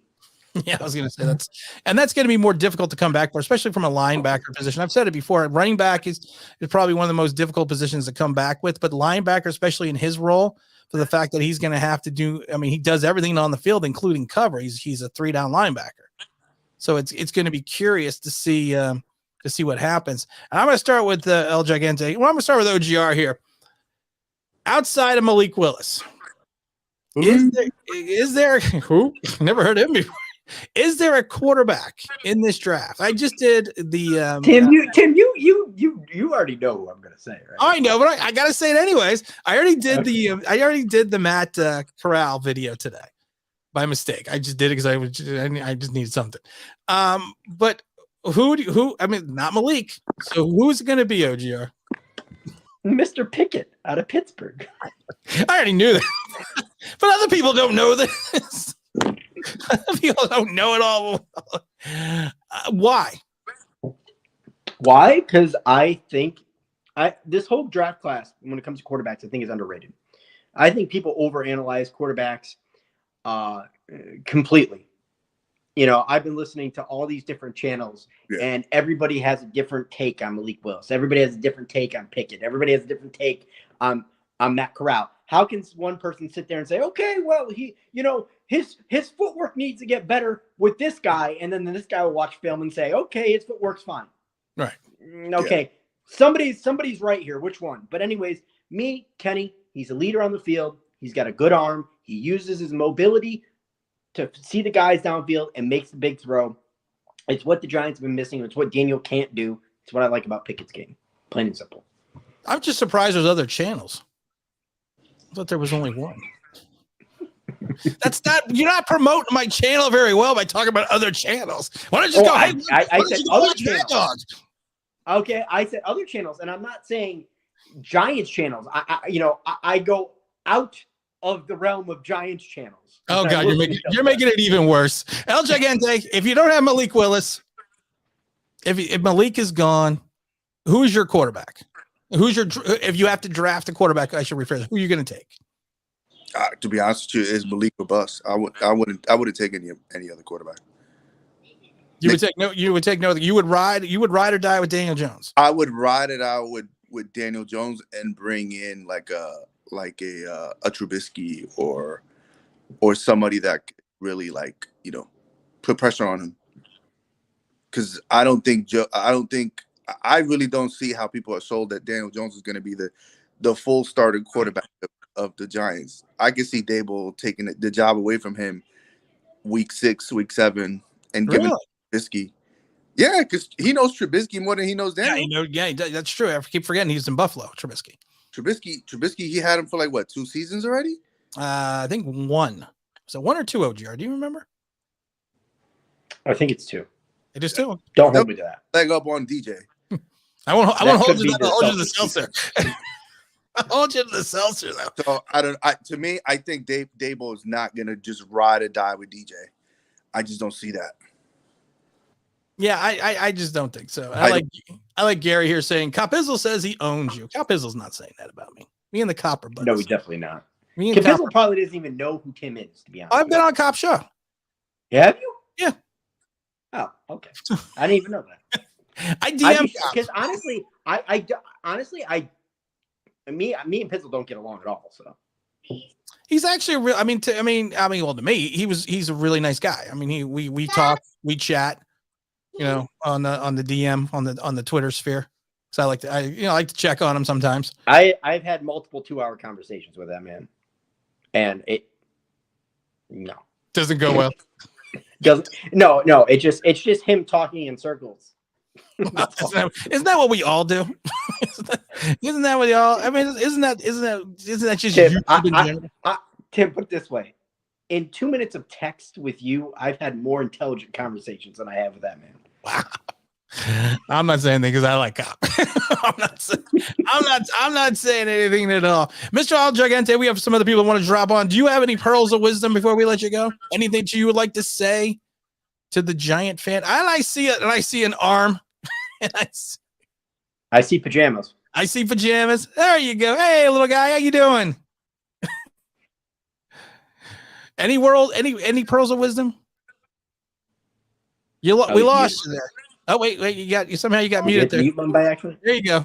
Hey, just hopefully we make the playoffs, man. We're the Bengals of 2022, bro. We could always hope for. If we are that, I am happy. I would be ecstatic. I think we got a shot. Hey, we got a shot for sure. We draft Malik. I think we got a shot. No, we draft Malik. We're going to the Super Bowl. Oh wow, I don't know about that. Tim, I expect you to go on FanDuel and put some money on that. Exactly. Actually, I will. I will. I got to take that big shot. But Mr. El Gigante, I appreciate you dropping in. All right, guys. It's actually a pleasure to talk to you in person. And you know what? Hopefully we'll see you on Sunday. Definitely. Have a good one. You're okay, my friend. You too. Oh, I'm still shocked that you don't get along with Cobb. Well, I mean, it's a love-hate relationship. Put it that way. I've had plenty of those. I have plenty of those relationships. Actually, more of my giant YouTube community relationships are hate. But you know what, Tim? You're right. I didn't plug your channel. I'll plug it right now. If you guys want an honest opinion, and I know most of you in chat know this, you know, even for the longest time, I disagreed with him. It's hard to sit there and argue with this man's track record with the Giants over the last however many years he's been on YouTube. Two. It really is. Because honestly, I've gotten things incredibly wrong. I was a Gettleman guy. And Tim's outdone me. And because he's not allowed his fan cap to get in the way. And that's a tough thing to balance on YouTube. And he's done a very good job of it. So there's your plug, Tim. Well, I appreciate that. No, he needs to, after saying all nice things, he got to drink. I got to wash this out of my mouth. Jesus Christ. What was I thinking? This is a good question by Zach. OGR would rather have an offensive lineman or edge if you don't go quarterback at 5. Offensive lineman or edge. For the sake of being different, edge. Who would you take? Because to me, Thibodeau and Hutchinson are more guarantees than any other lineman, even though I really like Evan O'Neal. But I don't think, I mean, do you think Evan would be there at 5? There's a world where I see that. But I could see, for some reason, I just keep thinking that Thibodeau is going to pull, whatchamacallit. We were just talking about him 2 seconds ago. Allen. He's going to pull an Allen in fall. Really? I don't know why. I just think that. See, my thing is this. You need someone to protect. Trevor Lawrence. Absolutely. You absolutely do. I mean, there's got to be something. And to me, I think the most pro-ready lineman is going to be Neal. I mean, I think he's going to be. I think you need that with, because Trevor, for all the things that he does well, I don't want him to fall into the Joe Burrows category. I don't want him to get wrecked, trying to do too much, kind of like Burrows did that rookie season. And, a lot of it also just a fluke sometimes. But I think they're going to try to protect him as much as they possibly can after what Urban Meyer did to the poor kid.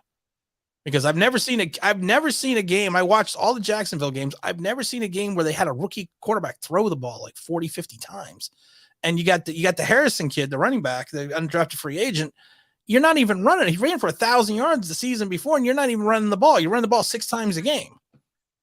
So I mean, I personally think that's, that's where they need to go. What does Abe Froman have to say here? If Shane doesn't value an edge early, can you see Jerry Hughes coming in on a 1-year or 2-year deal?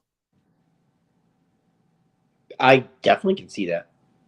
I definitely either offensive line or defensive line. I don't know why. I just see us trying to get the last years or just going out there and getting somebody because it's really going to be tough to fill out this roster with the cap situation. Yeah, but what kind of value? I mean, do you think he's going to want money? I mean, do you think? I mean, well, he's going to always want money. Everyone wants money, but do you think he is going to be in line with? I don't know what that was. Oh, that was something at my house. Do you think he's going to want exorbitant money, or do you think he's going to be on a deal that we could actually bring him in at? That's tough to say, but I mean, I haven't heard Jerry Hughes' name called a lot, and honestly, from an outside looking in, I'm not incredibly inept at Buffalo edge rushers, but I don't think he's going to want incredible. Well, he's going to want incredible amounts of money. Yeah, everyone wants incredible money. Amounts of money. Now, what does James have to say? James says, "Real, recognize real, respect to you both and everyone in the chat." Thank you, James. James is always one of my biggest supporters. I consider James a friend, so it's I always appreciate. I'm going to get Misty, James. James will be on Sunday at 10:30 a.m. He's going to be running the stream. Ooh, he didn't know that. He just came to me right now. James, you're running the stream tomorrow. I'm going to sit there and do nothing. Tomorrow, really? I'm Sunday. I tell you, man, the fumes from the liquor is just all around here, man. I'm just all around here. I can't drink tonight because of the fact that just in case I got to get up and work the generator. I don't think alcohol, gasoline in a garage is probably the best thing to have is alcohol in your system. No, I'm going to let you do, Mr. Ogier. I'm going to let you run this shit. I'm just going to sit here and answer questions. All right, that works. It's not like I haven't done this before. So, Tim, obviously you're on the Malik Willis Express. Malik's drafted in the top 5. Detroit fell in love with him. Who are you taking at 5 and 7? I'm still going linebacker. And I know people are going to say it's crazy that I'm going to take. I'm going to take. No, it's not crazy, and that's not crazy at all. Because to be totally honest with you, I mean, Giants need leadership in the middle of that defense. You can get a stalwart for years to come. Devin Lloyd is, you've convinced me on Devin Lloyd. Put it that way. Oh, thank you. And my second pick is 7, and it's weird to say, but I'm not going positional. I'm going to go best talent available at 7 at that point in time, because a lot of people would argue Hamilton there though. But I don't think I think Hamilton's going to the Jets. And like I said, I've said this, I don't have a problem with Hamilton at 7. I got a problem with Hamilton at 5. I don't have a problem with 7, but I think he's going to go 4 to the Jets. But I would have to take, because there's so many holes on this team. I mean, there's just so many holes. I mean, it's just, like I said it before, Swiss cheese doesn't have this many holes. You just need talent right now, and especially with the way we are phrasing, we just need talent to fill out the roster. And Absolutely. anything that we bring in talent-wise is going to be better in some regards to what we have now. Depth is going to be crucial on this team. Yes. That's my biggest worry. That's what we didn't have last year. And I don't think we're going to have it next year. I know Joe Shane is going to do his mightiest, but I just don't see it happening with the cap situation. You're going to have backup players that are going to start on the Giants next year. Oh, yeah. That would be a backup. Yeah, we had that this year. Don't always agree with you, Tim. Cough. Malik Willis, cough. But you have honest assessments. Well, thank you, Abe. I appreciate that. Oh, I'm letting OGR run this. I'm a what's called. Oh, you want me to read too? Okay. Yeah, I want you to read. I want you to do everything, man. I got to get you back in shape. So when you get going on the channel and stuff, Tim, I would love to, but I'll tell you right now, my kids mean more to me than anything that any pride on YouTube would ever give me. Yeah. Kids, blah, blah, blah. I got kids too. But you know what? You record in the car. Because I have the passion for it and I needed to get it out of my system. But that's what I'm saying, though. You record in the car. All you have to do is take that and put it on YouTube.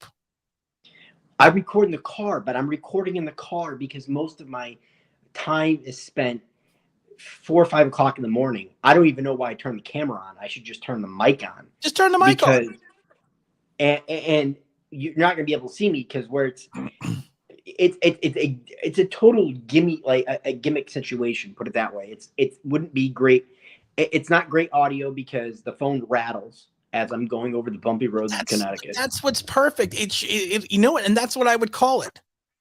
I would call it morning sports with OGR, the rambling edition. Believe me. And then I would just put it on YouTube. It would take you 5 minutes. You're already doing it in the car. I'm telling you.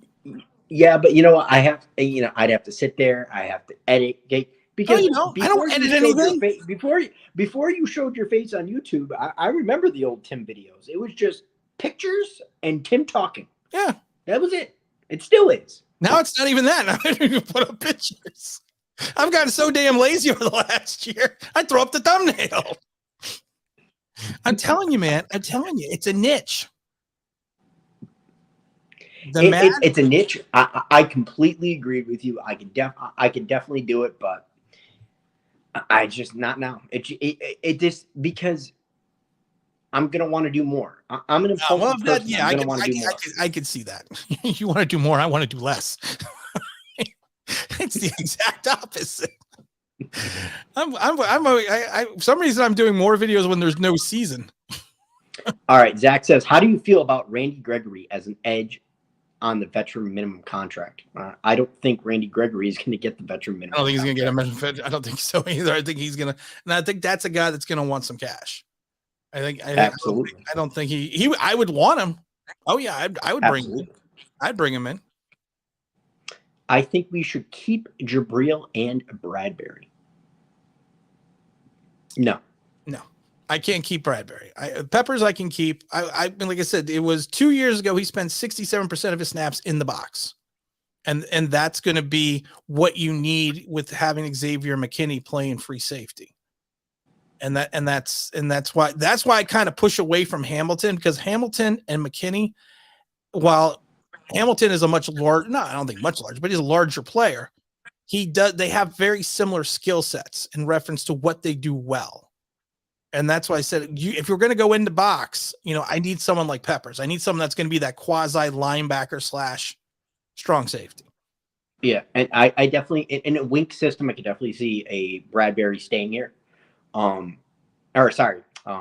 staying here and Bradbury going.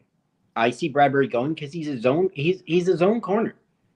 You brought up a ton of times. You're like, I think he's lost a step. Well, it's because he was probably playing man-to-man and got burned. He did. Because he's not a man-to-man corner. And people keep saying, well, we need Bradbury. For what? Wink doesn't play zone. No, he doesn't. That often. So he's not a fit for the scheme. So why would we keep a guy that's not a fit for the scheme who's being overpaid, essentially? Yeah. No, I agree. He was brought in here because of Graham's system. Graham was a zone system guy. Wink is not. Bradbury is going. There you go. There's no debate. He's getting traded or going. And everybody's like, oh, we are going to get a third. No, you're lucky if you get a fourth or fifth. Yeah. Because a team is going to take on that money. On top of that, they know they have the Giants by the balls. They're not going to sit there and give a third round. A third rounder is a starter on a lot of teams. That's true. A lot of teams this year we may have a fifth, sixth, seventh, and eighth rounder as a starter. Absolutely. We have Mr. Irrelevant. We'll trade back and get Mr. Irrelevant. Hey, Tay Crowder. Yeah. Yeah, we can't. Great. I mean, that's a great depth piece. I like Tay. I like Tay too, but I think I've said it. I don't know how many times. Doesn't have the size. Doesn't have the speed to be a full-time starting middle linebacker. I just don't. He gets and people will point to the fact all the tackles he made this year, and I've said it before. So even on a bad team, someone has to make the tackles. Absolutely. You put him along someone that has more talent, he's not going to make the tackles because he's probably only going to pay 20, 30%, of the time instead of playing 80, 90% of the snaps. Absolutely. Charlton Heston would play Tim. Eugene Levy would play OGR, and Online Big Blue, the movie. Okay, Eugene Levy, come on now. I'm thinking more. Have you not seen the Super Bowl commercial? Did you see that hair? Little problem there. I was thinking more Gene Hackman. Yeah. I could see younger Gene Hackman. I could see that. Like, I can't think of a Gene Hackman. Like Mississippi Burning Gene Hackman. Is it Battle of New York with Leonardo DiCaprio, and what's the other guy that plays the antagonist in the movie, or the evil guy? I can't think oh God, I can't think. Gangs of New York.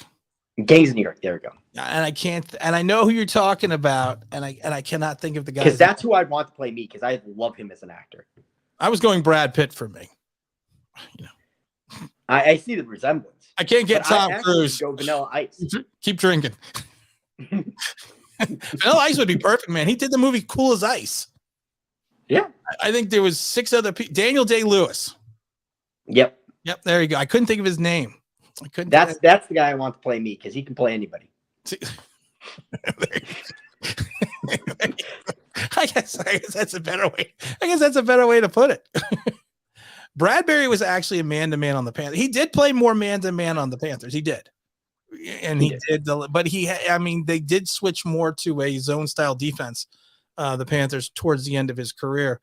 And he played a ton more zone with old Patrick Graham that first season where everything clicked. So, I mean, to OGR's and point, to me, in his Panthers years, they did switch to zone. Yeah. And he was a better corner. Yes, he was. And that's why we paid him. Not that he was a bad corner, because most people forget he replaced Josh Norman. He was drafted to replace Josh Norman. He started day one from the moment that he became a Panther. So I mean, I think sometimes people forget about that. Oh, you got everyone's saying Daniel Day-Lewis. Yeah, it was Daniel Day-Lewis. Yeah, all right. I'm still saying Gene Hackman. I'm gonna have to get a Gene Hackman picture. He did a movie called Uncommon Valor. By the way, Tim, I love the fact that you were doing Jaws lines earlier, because that's literally my favorite movie. Your favorite movie and James's favorite movie. I have a Bruce the Shark on my windowsill over here. Or literally, I mean, it's the same thing that makes these toys, and I actually have it, and it's like this big. He's like and I have 2 of them. So I mean, because you gotta have 2 sharks. And I don't know why, but you gotta have 2 sharks. Get him to play quarterback. No, we can't play quarterback. James Bradbury can't play quarterback. Let's see here. Oh, here we go. We got another one here. What did OGR think of Logan Ryan's comment on Tua, saying he played quarterback and threw 2-yard passes, and Ryan is gone? I mean, I think he was being. I didn't even know about Ryan's comments on Tua. You didn't hear about his comments on Tua? No, I didn't. After the Giants after Miami beat the Giants, Logan Ryan basically came out and said that he could play for Miami, and he could throw 2-yard passes, because that's what he did in high school. So he was kind of taking a shot. Okay, Tua is a better quarterback than Daniel Jones. Stop it. Yeah, I know. Not by much, but yes. See, this is what I was talking. Yes, he was the original Lex Luthor. That's what you remind me of in the Superman. But you got to just trim up a little bit. And he had curly hair in the first Superman. Yes, he did. But then he shaved his head off. He shaved the hair off. No. You believe it? I'm going Daniel Day-Lewis. I'm sorry. Daniel Day-Lewis can play anybody. Let's say, what do we got here? What do you think of all right, where do we go here? What do you think of this? Jobu, Lloyd, Greg, number 7. That's 7 if no trade down. Well, I'm going to go Lloyd. I'm not a big Karlaftis fan, and Jobu is an athletic freak that I think is going to go in the mid-teens, but I think 7's a little too high for him. All right. Are you living under a rock? No. I don't live under a rock. I live in a house. Same here. Yeah, I mean, it's not, it's got windows and doors. And my house, well, I just bought it over the summer. So that's right. So it's a newer rock. It's a newer rock. I must have an older rock. I think my house was built in the 90s. So I don't know. I think I was an older rock. Maybe it is a rock. I got rocks outside. Well, no, I just bought the house. If your house was built in the 90s, mine's older than yours. I think mine was built in the 80s or 70s. Oh yeah, ours was built towards the end of the 90s. So I love the conversations we get into. Oh, I know. People always, and I love it because then you just watch the viewer count go, boo, but I don't care. I don't give a shit. People always crack up when they go, you know what the best part of your show is? You tell me you're leaving, and then I leave, and then I come back on 30 minutes later, and you're still talking about something else. I was like, well, yeah, I got, you know, and then you never know who's gonna stop by. Hey, look, it's Lando Calrissian. So, you never know what's on. That is great. Oh my God, Tim, you keep pulling all this stuff out of everywhere, and the action figures out of everywhere, and it just reminds me of that commercial where the guy's like sitting there playing with the Samuel L. Jackson doll, and he's telling him how he saved by purchasing more. I always think of it from Spaceballs. When Rick Moranis, I don't know if people see it, when he's sitting there and he's playing with his action figures, and the guy comes in and goes, "What did you see?" He goes, "I didn't see you playing with your action figures." So that was like, and first of all, these aren't action figures; these are collectibles. Okay, these are collectibles. Except my dog ate Buddy Thunderstruck's here. All right, well, for a second there, I thought that was a TY Beanie Baby to be totally. This is Buddy Thunderstruck from the cartoon Buddy Thunderstruck on Netflix. He's legendary. Oh, cool. He's cocky. So I'll check it out. Why would I be drawn to him? Oh, I got shit all over my desk. Of course, I got He-Man. I have a big desk. I got a rock. oh my God, I do have a rock. I am living under a rock. Think about that. What do we see here? What was the best Super Bowl you ever watched? What was the best Super Bowl you watched? Best Super Bowl I ever watched. I mean, for me, it was because I didn't watch it live, but because I was in bed at the time. But for me, watching back, I would have to go Giants Buffalo. I don't know why. 90. Everybody would go Patriots and Giants. That was a great Super Bowl. I enjoyed that Super Bowl. It's obviously the most memorable Super Bowl for me, but I enjoyed watching that Super Bowl and Otis Anderson just winding the clock down. Yeah. Oh yeah. Mine's 86. I was at the 86 Super Bowl. It was a blowout. I mean, after the second half started, but it was a blowout. And I always tell the story of how I met Eric Dorsey in the elevator at the team hotel. And I didn't want to. My dad was there, and I didn't want to talk to him because wasn't that ball? That's the Super Bowl where it was deflected off of Bavaro and McConkey caught. Yep, right? Yep. That is the famous Bavaro to McConkey catch. But like I said, that was probably my favorite. Is Mike Too Nice the best YouTuber? I don't know who Mike Too Nice is. So I do, and no, Mike is way too analytically driven. Way too analytically driven. So is that a bad thing? When you use analytics to base all your decisions, it's wrong, because to me, you need to have a best of both worlds, because analytics can see black and white. Analytics is a number game, black and white. When you're dealing with human beings, there's a gray area. Analytics can't see that gray area. Analytics will never be able to see that gray area because they can give you all the statistics and how good of a corner or safety Hamilton is out of Notre Dame. How do we know that he doesn't have a girlfriend that's ready to sue him over sexual assault in 2 months from now, and that his draft stock just plummets? Analytics couldn't read that. You got to get to know the human being. You got to know the gray area. These are human beings you're dealing with, not just numbers. And that's where analytics gets completely wrong, and that's why analytics fails a lot of times. Yes, you do need analytics, because analytics is good when you're measuring, okay, I have an Evan O'Neal and I have a Cross in the draft, okay? Analytically, okay, I'm comparing them. Okay, Evan O'Neal's a better player, analytically. When you're comparing players, analytics is great, but it doesn't read all the gray area. You need to have the eye test. You need to be able to gray area. You need to be able to do your research. All right, so why doesn't everyone else just call out another YouTuber that Mr. OGR can bash? Okay, well, I'm not bashing Mike because I do Mike. Mike's a good guy. Yeah, that's not what I heard. I said I heard blah blah blah. I hate him. Hey, listen, someone else has got to be the villain. I'm tired of being the villain. No, I don't mind being the villain. Neither do I. It's more fun to be the villain than anything else. Absolutely. It's no fun to be. You sound like the Giants before hiring Mr. Shane. Mr. I hate analytics. I don't hate analytics. I just don't think analytics is the toolbox. I think it's a tool in the toolbox. I don't think it's the whole toolbox. If you're using the whole toolbox all your toolbox is analytics, I'm sorry, you're not going to be a successful organization. If you just think that Kansas City and Buffalo and I'm trying to think of another team. The Ravens are all just purely analytically driven. You're kidding yourself. Well, you know, and I'm going to actually take it one further. I hate analytics. I don't agree with analytics. I think there's a place for it, but you know what? Everyone has a plan until you get punched in the face. And then that plan just goes to crap. And analytics is not going to stop that from happening. And I think a lot of people, and it's not, it's nothing that I'm going to say is bad, but I think a lot of people that have never strapped it on and don't have the experience of being on the field and don't understand that things change by the moment. And like when Joe Judge came out and said that he doesn't believe in momentum. I mean, I did like a 40-minute rant on that because that is the dumbest thing I've ever heard, because I've seen games change on the field because of something happening, a mistake, someone getting laid out, someone laying the wood on somebody. That just happens. But you can't sit there with your Excel spreadsheet and go, okay, well, on the third quarter here, yeah, let me click on this. Oh yeah, this guy is going to catch a pass. You don't know. And that's what I say.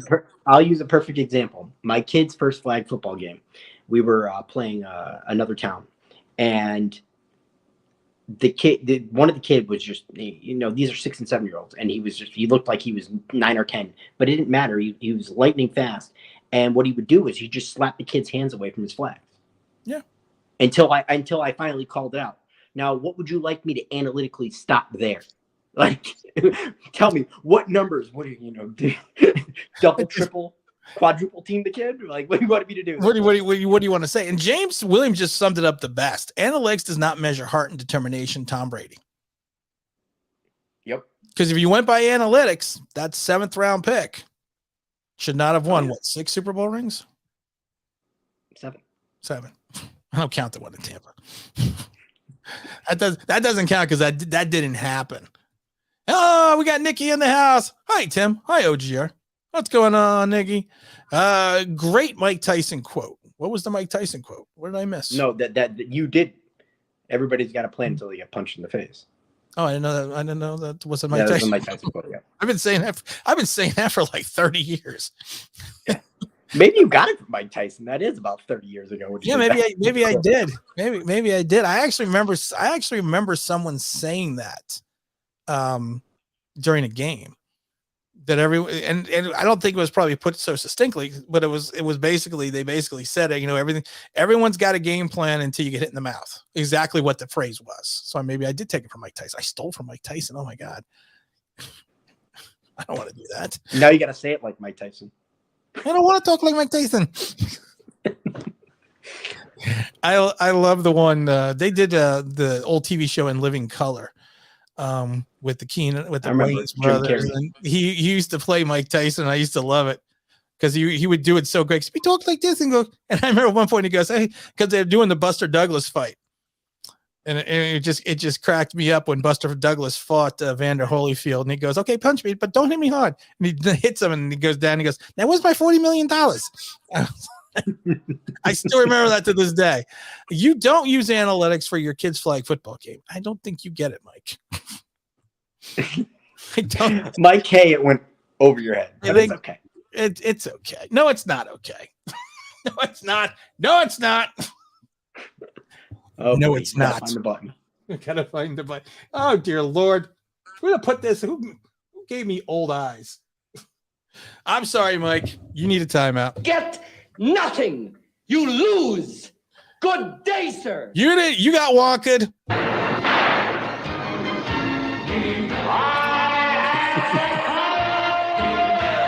You get wonked. You got wonked. How close is that stadium? Like every time you just bring it up slow. I have this huge. I mean, I literally have this huge ass desk. I mean, it is like, and I have literally have shit everywhere on the desk. Now, forget it. What? Keep going. No, what? What do you got to say? No.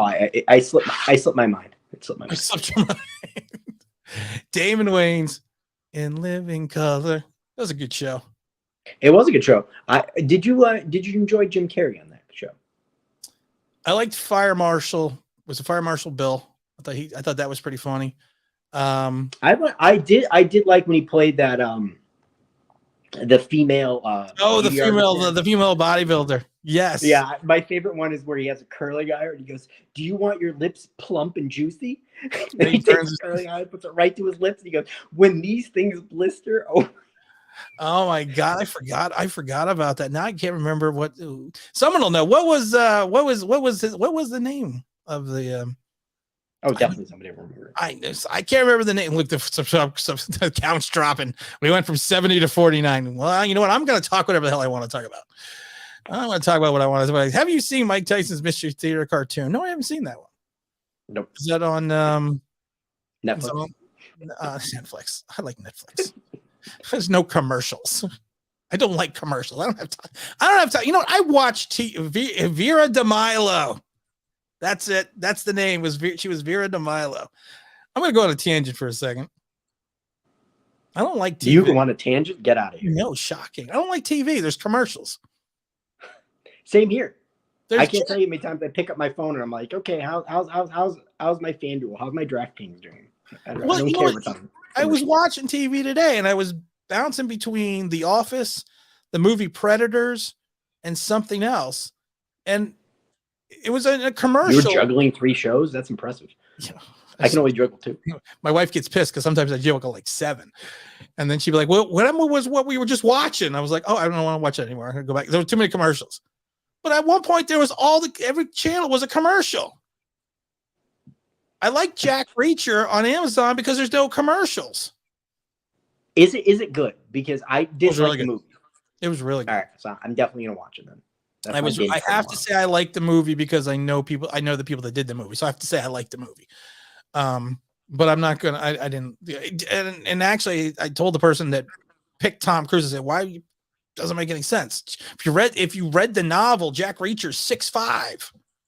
They talk about how he can go into a room and just change the complexion of the room by walking into it because of his presence. And then you got Tom Cruise as Jack Reacher.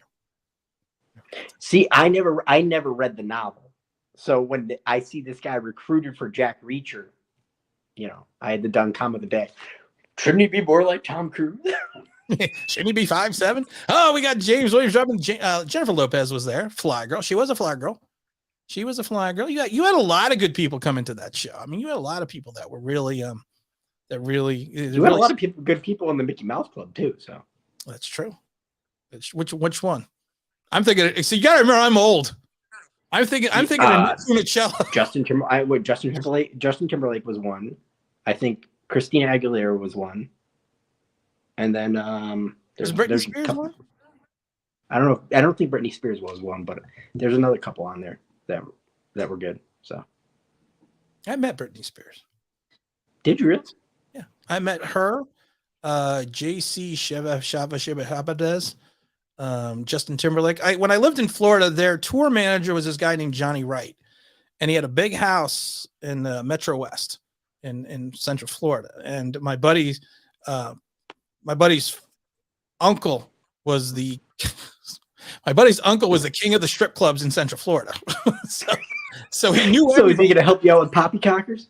He should. He knew everybody, and then he knew Mr. Johnny Wright used to come to the club all the time, and then we met him, and we went to a couple parties at their house, and it was great because I said I've told the story a couple of times. It's when I never understood I understood it, but I never really fully comprehended the expression getting more ass than a boy band until I watched the kids from NSYNC and have all the women just float around them.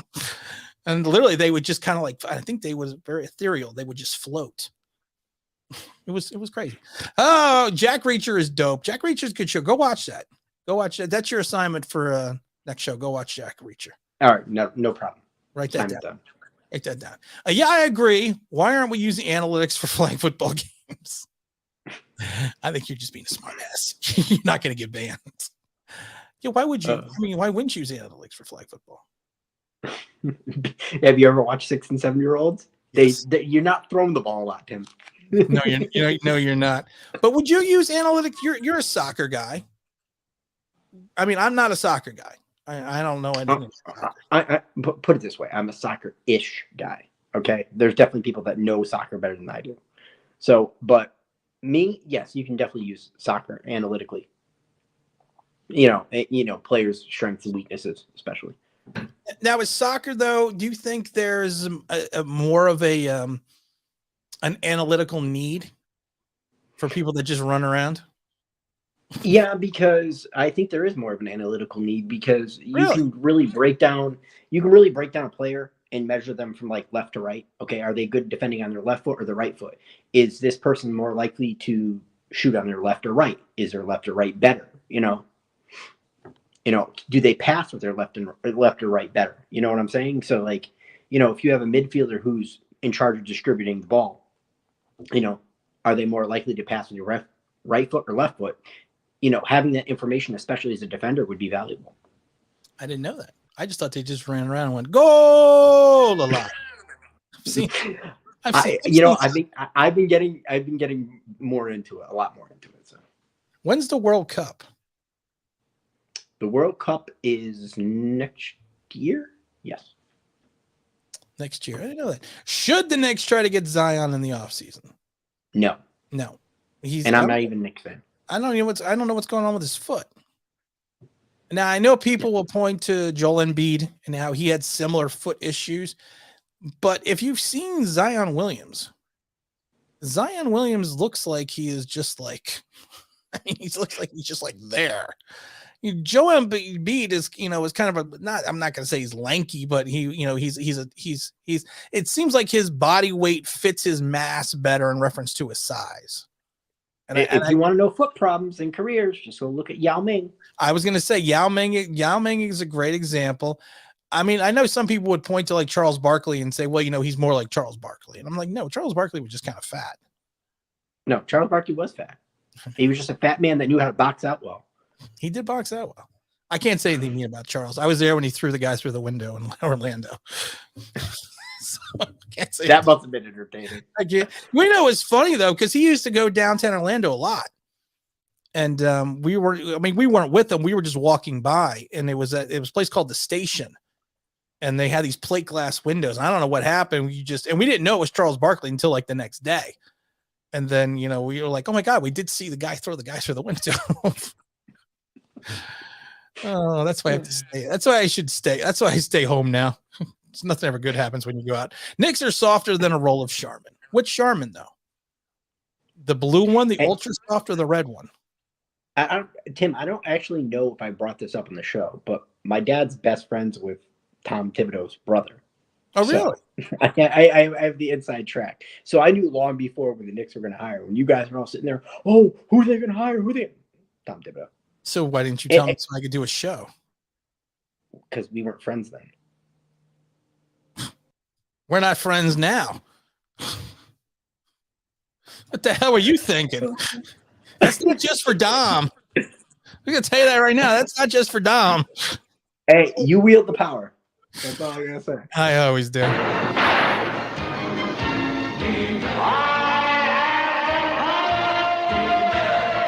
Gotta have He-Man out all the time.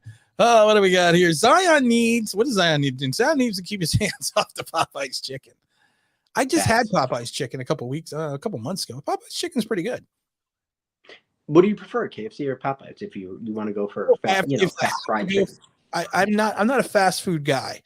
But if I was, what's funny? I did not have KFC until I started dating my wife. I never had KFC before, and she took me to a KFC drive-through one day, and I was excited because I never had KFC before. And, it was actually pretty good. So, and then we had Popeyes the other night, like a couple months ago, because I just wanted to try it.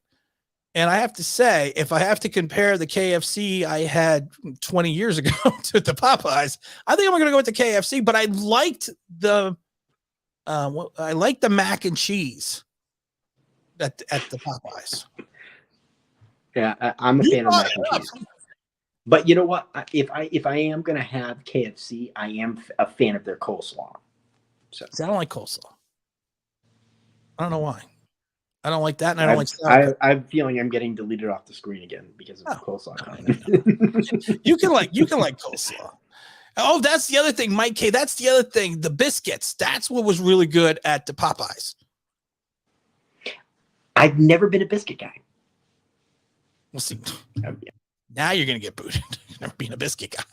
Like, how can you not like biscuits? What do you eat your gravy with? A fork? No, I didn't say I didn't like them. A lot of people are big fans of biscuits, and I'm not. I mean, one or two, that's fine. But like, people What do you use? like Biscuits? multiple Biscuits things. and I mean, what do you use? Gravy and noodles? I didn't say I didn't. Oh, wow, You got this is a touchy point. You got me upset. I like biscuits. I like biscuits. I like potato salad. I like Potato salad. I like barbecue food. That reminds me, I have to go to the pig farm tomorrow. Thank you for reminding me. It's actually funny. Now you mentioned barbecue. I actually bought my dad a smoker for Christmas. Oh, what kind of smoker? Gas powered though, because it's the easiest to use for new smokers. Gas power. Well, actually, the electric one's easier to use for new smokers. And I was reading different reviews, and they said if you want to get new, if you're new into smoking, propane. So I have a big green egg. It's like it's a smoker and a barbecue combined. It's all ceramic and it looks like an egg. And then I used to have a master build smoker, like it was electric smoker. Because like I said, I love the barbecue. Cornbread. Who has good cornbread? I like cornbread. Boston Market, if you're gonna just like want to. Oh my god, I haven't had Boston Market in years. There you go, Tim. The last time we had Boston Market, we were all sick. And my wife went and got. We didn't want to cook, and we went and got Boston Market. I know. And when I lived in Florida, we had a Boston Market right next to our house, and we used to always go to Boston. Oh, they had good mashed potatoes too. I'm hungry. Yeah. I'm hungry now. Now I need something to.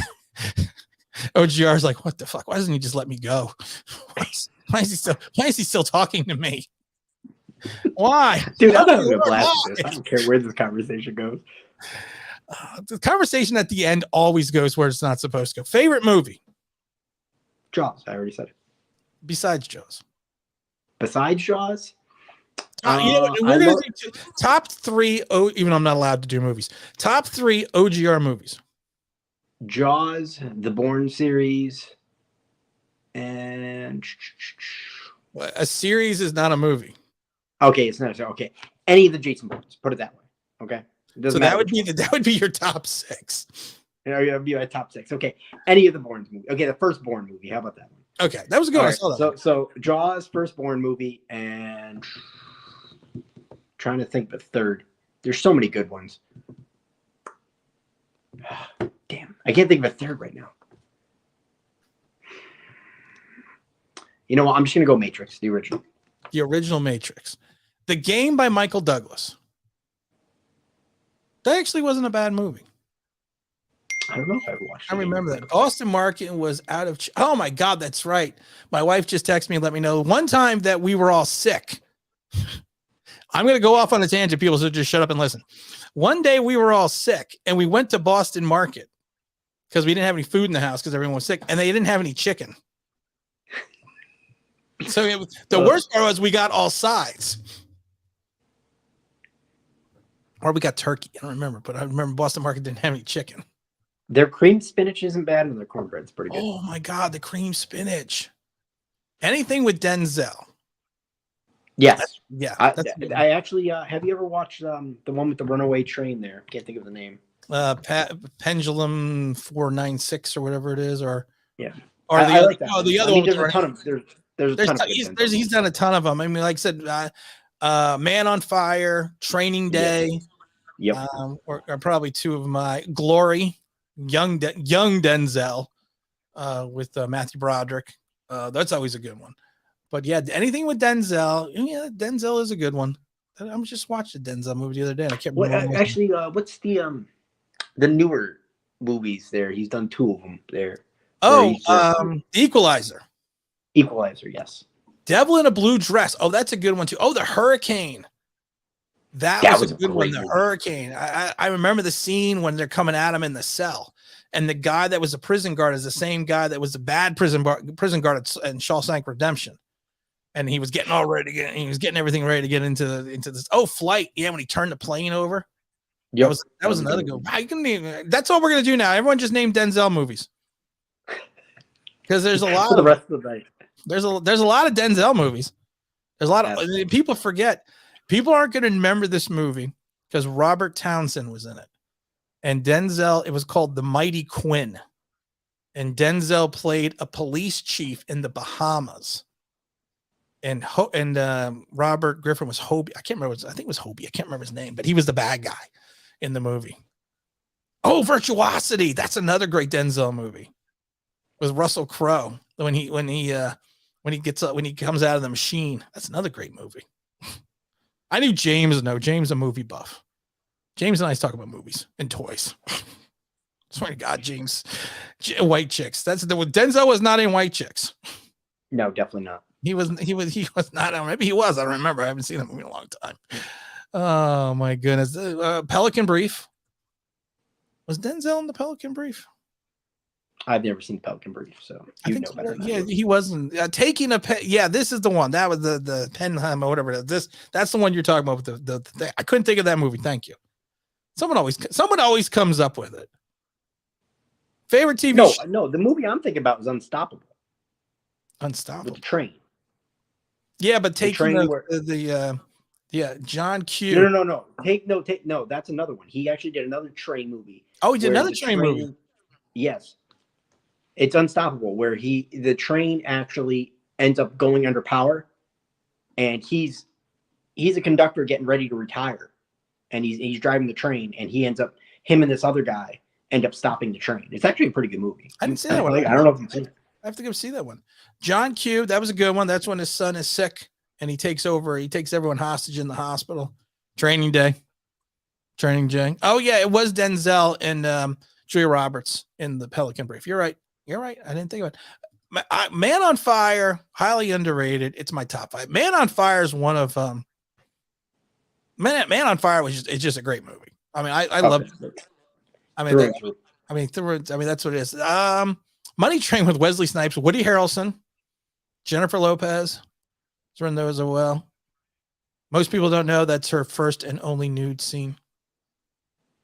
I only know that because it was on a I forget what TV they did a trivia. I think it was on Comedy Central, and they did TV trivia or movie trivia, and that was one of the questions.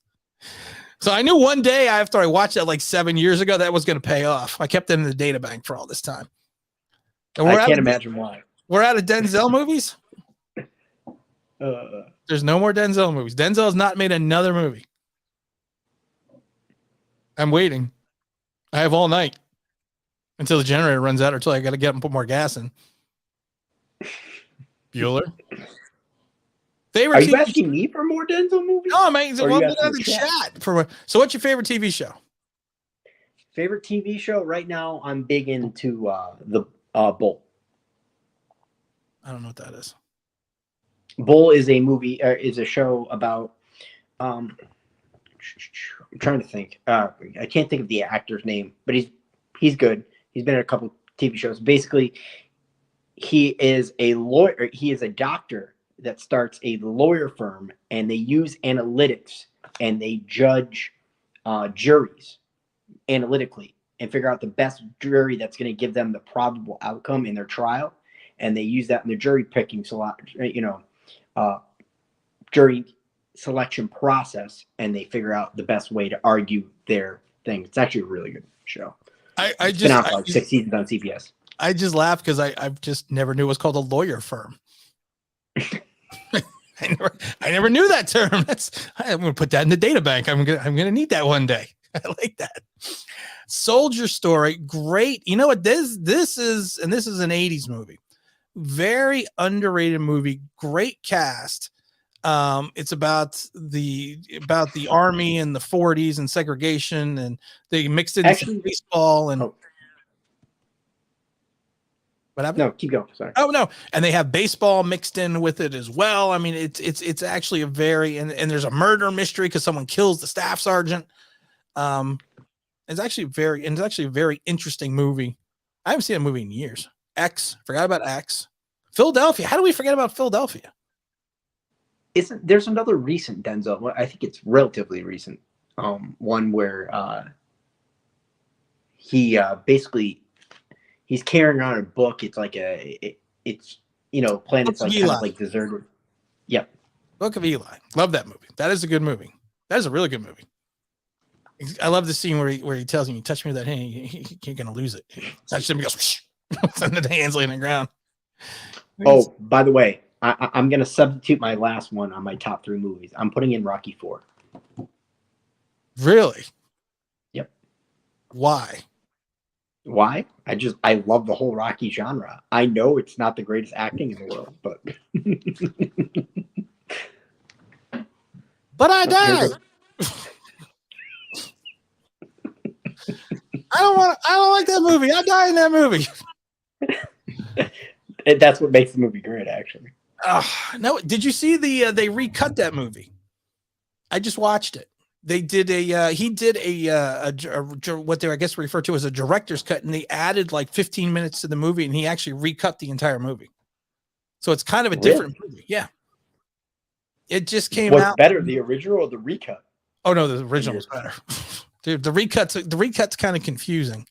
And then you could see where he's got like 4K footage where he's got like 720 footage that he kind of blended. It doesn't the recut actually doesn't make a lot of sense. I just watched it. Deja Vu, that was another good movie. Yep. Deja Vu, that was another good movie. American Gangster. Good. I forgot about American Gangster. Great movie, yeah. That's another Manchurian Candidate. Another one people forget about with Denzel Washington. Someone's evidently on the movie website looking up Denzel Washington. Devil in a Blue Dress. That's another good one. Yeah, someone's on the movie website. Let's see here. He was in the Magnificent Seven remake. I was even though somebody Devil in the Blue Dress, and it got me thinking of the movie Blue Streak, which is also a decent movie. Blue Streak with what's his name from Martin Lawrence. Yeah. When he's trying to get the diamond out of the police station. Police station, yeah.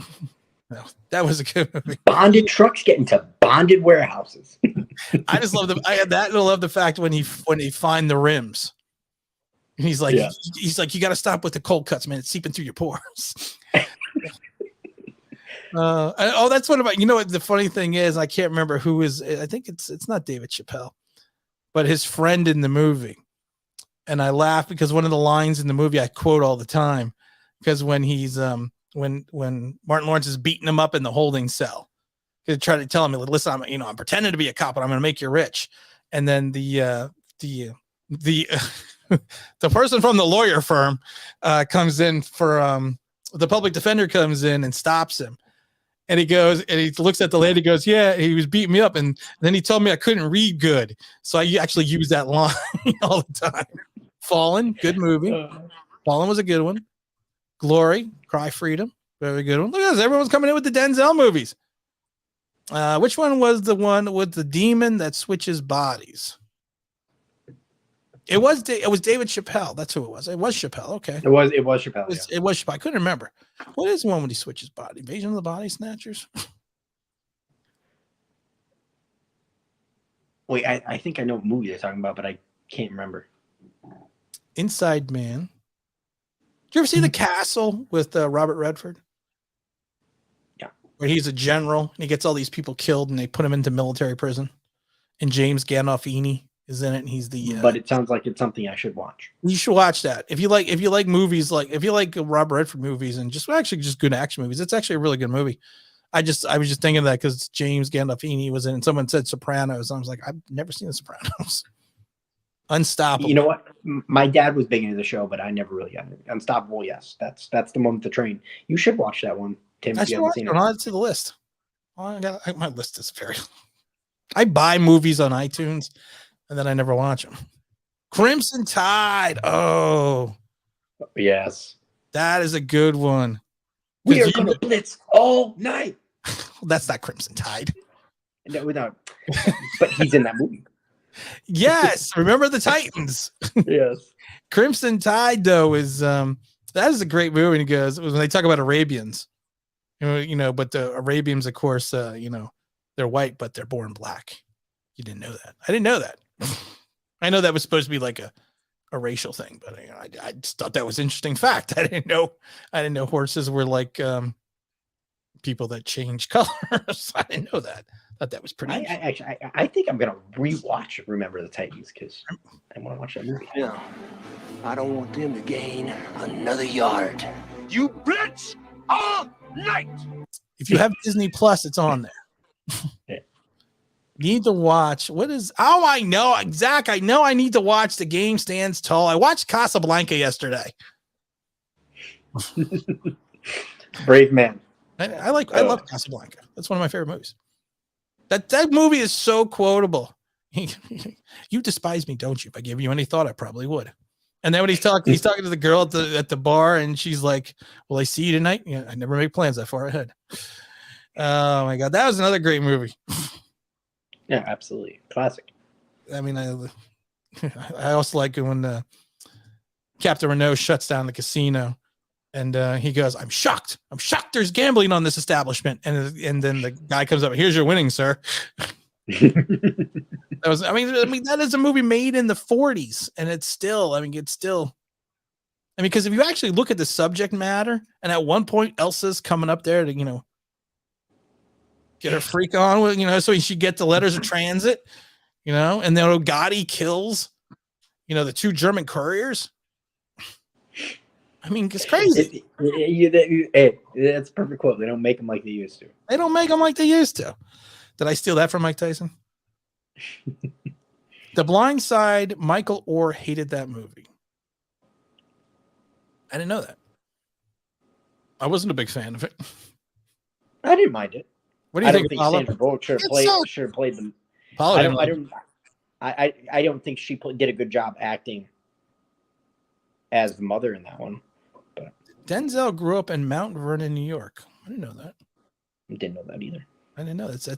I know where Mount Vernon is, but I know where New York is.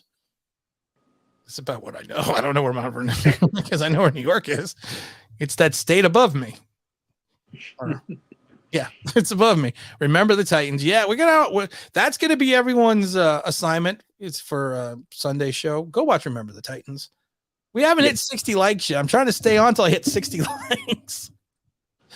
Guys, hit the like button. It's really not that hard. It's not. That's what she said. Take your phone out of portrait mode and just friggin' hit the like button. Yeah. Do it for OGR. Do what OGR said.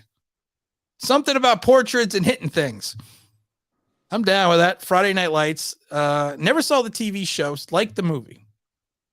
But Denzel Washington's on Friday Night Lights. Blue Varsity. I like that one too. That's Varsity Blues? Varsity Blues are. Jonathan Moxon. Yeah. I like Tweener, his friend. I don't want your life. I love when he goes, "How do you think you're going to like Prison, Tweener?" The Program. Good movie. Program's a good movie. I saw Remember the Titans. I saw Titans like 5 times. Only 5 times? Zach, you have to go watch it 7 more times. Exactly. I mean, because tomorrow at least 7 times tomorrow. Yeah, at least 7 times tomorrow. Because that's another movie that's like so quotable.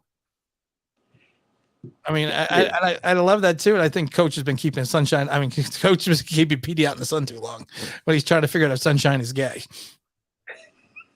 The Game Plan. You know what's funny? I actually liked The Game Plan with The Rock. That was actually a pretty good movie. It was a football movie. Yeah, but I remember it. It's been a while since I've seen it though. What is it? Best line in the movie, Man on Fire. Creasy's art is death, and he's about to paint his masterpiece. That was a good one. That was a good one. I also like, I'm going to find everyone that had anything to do with it. Anyone to this, and I'm going to kill them all. That was another good. Out of Time. Eva Mendes. I love Eva Mendes. I don't remember Out of Time. I didn't like Draft Day. Was not a big Draft Day fan. I didn't mind Draft Day. I didn't mind it. I just didn't like it. I guess there's a difference. 2 more likes, people, so I can go to bed and OGR can be like, make the bad man stop. Just because I said that, but the wife was working and the kids aren't here doesn't mean I want to talk to him all night. I don't mind it, Tim. I don't mind it. Yeah, you do. You're a good guy. You're a good guy. Bad liar, but a good guy. Should the Giants pursue Carson Wentz? No. If you want to do 1 year of Carson, that's fine. 2 Guns. I did not see 2 Guns with him and Mark Wahlberg. I did not see that.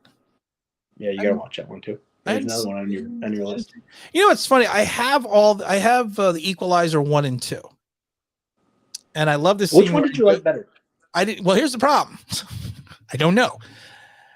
I always see it on like TBS or whatever, and here's the problem: it's got commercials, so I'm always flipping. So maybe I've seen, if it's a 2-hour movie, maybe I've seen like 38 minutes of each. Or maybe I've seen 38 minutes combined. Like the second one, I've seen the first like 15 minutes and the last 15 minutes. I don't know what happened in the middle. So what I did is I went, because they had a package deal on iTunes. I went and bought the movies. Still haven't watched them. All right, Tim. That's your assignment. You're watching Denzel all week. I don't have a problem with that. Doesn't mean I'm going to watch The Equalizer. I may go watch Remember the Titans. Longest Yard. I did not like the second one, Sam I Am. Burt Reynolds will always be Paul Crewe. Yeah, I'm going to agree on that one too. Frank Reich got exposed. All I think is Ghostbusters, and you don't want us exposing ourselves. Actually, did you see the new Ghostbusters? The one with the all-female cast? No. The new one that they came out with that kind of draws back to the old Ghostbusters. It's brand new. No, I've seen Paul Rudd's in that. I know that. I saw Paul Rudd's in it, but I have not watched that yet. I just watched Godzilla versus Kong the other day. My life is very full. Oh, people. How did you like Godzilla versus Kong? I think I needed to see the Godzilla movie first, because some of it didn't make any sense. I didn't understand the things about the alphas or whatever they were, that the Titans. I couldn't see the Titans. I didn't understand that part. I mean, I understood the part, but I didn't get why two Titans couldn't be together. And I didn't understand why Kong was on an island in a dome. You definitely have to watch Kong and Godzilla before you watch that one. I saw Not Kong. to mention, you know what the other thing is? I actually like the reboot with Bryan Cranston as Godzilla, with the reboot that they did with Bryan Cranston, but it never took off. I saw the one with Matthew Broderick. Yeah, I did too, and I didn't mind that one either. I actually like that one. I like the scene when they're in MSG and they're in Madison Square Garden, all the eggs and all this stuff are lying around. Well, Maximus says, I'm a little late to the party. Did you guys watch? No, I did not watch Blood In, Blood Out yet. No, I'm going to get to it. It's on the list. What do you think, Creed? He's never going to watch it. No, probably not. I did buy it. So it's on the list. Tim, you keep saying, man, were you a wrestling fan at all? No. All right. Then this quote won't make I know wrestling. I know wrestling. Well, do you know who Chris Jericho is? He's a wrestler. All right, he's a wrestler. But anyways, he had a whole skit where he was carrying around a clipboard, and some wrestler would say something insulting to him, and he'd be like, "You just made the list," and then he'd check it off. So I always say that to people. I always say that to people, though. I said that to them. So every time you say the list. Because I always say that. I've been saying that since I was like 15. You've made the list. What you get? Someone made the list today. Somebody actually made the list today. And it's hard to get off the list once you make the list. I'm a pretty forgiving. No, you never made the list. I never had a problem with you. You never made the list. I didn't. Trust me, you gotta do something bad to make the list. Okay. Even my wife goes, "You're a pretty forgiving guy." He goes, but when someone makes your list, she's like, you forget about it. 60. Oh, there's a good question. Ever thought about making videos again, OGR? This is probably my third or fourth time on with Tim. That's like a video. The other 3 or 4 times. It's like a video. You get to answer your question. Goosebumps is not a kids' TV show. You know what? I saw one of the Goosebump movies, and it's not for kids. I remember the books. Yeah, it's not the books. I mean, it is not for kids. Killing me. No, I don't want to kill anybody. At least not tonight. Tim, in the real world fight, Godzilla would kick Kong's ass. It's like Superman versus Batman. Yeah, I didn't understand the Batman Superman fight with what's his name? Ben Affleck. I didn't understand how. And I knew it was the whole kryptonite thing, but I don't know. But I would take Kong over Godzilla. And no, Godzilla could shoot him with his ray, but he did shoot him with a ray. And he deflected it with a dish. And meanwhile, back on the ranch, Timmy fell into the well.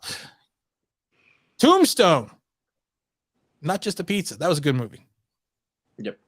I've watched that like 7 times on TBS in the last. Tombstone's long though, isn't it? It is when you watch it on TV and there's these damn commercials. It's really long.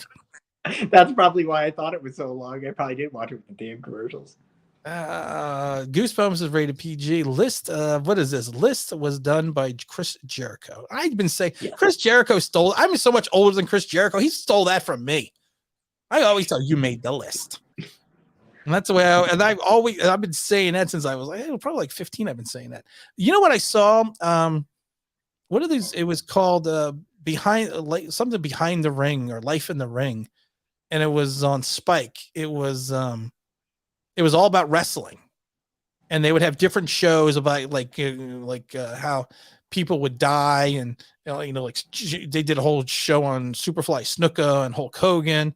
And I was watching some of this stuff, and I was never a wrestling fan in the 80s and 90s, but I was like, damn, I should have watched this because there was coke and women and guns and oh my god, yes, there was. Like that's the whole thing. Like I could sit there and I can listen over and over and over again about Andre the Giant drinking stories.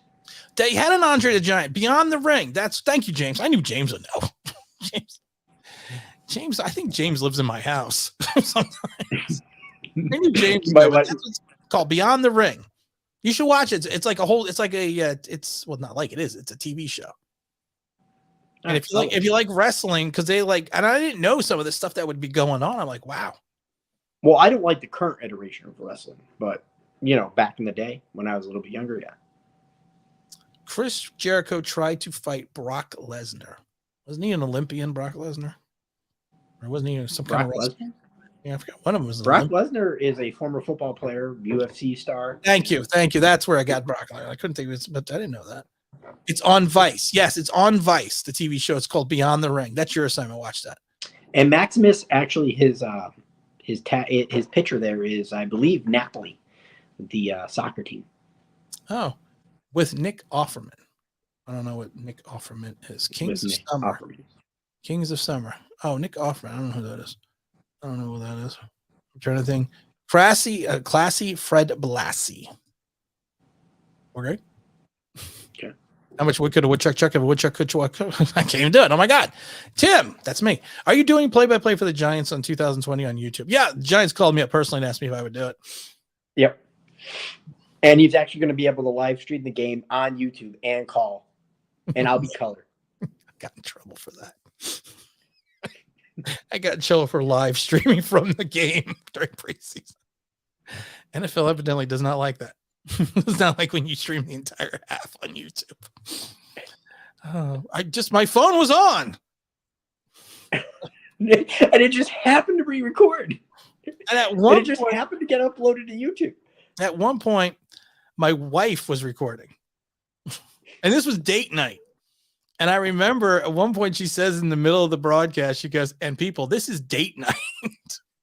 This is what I have to do. Oh, the things I do to get myself in trouble. All right. I think we're done. I think we were done. Nick Hoffman, I think we've been done for a good half hour at least. Oh, I like Ron Swanson. I know who that is. I know because from the oh wait, so you just committed to doing play-by-play? Okay, well it's good to be Tim and the OGR doing play-by-play Giants this season. We'll kick off the first preseason game doing our play-by-play. Am I doing play-by-play? Am I doing play-by-play or am I doing color commentary? You got to do play-by-play. You can talk so much faster than I can. That's not a good thing. What's wrong with you? You're way more quick-witted than I can, which means I probably should not be doing color, but we're okay. Yeah, it doesn't matter. All right. Hey, Tim, we'll do a quick dry run. So just pretend you're calling a play. I don't care what player. And then be like, okay, what'd you think about that, OGR?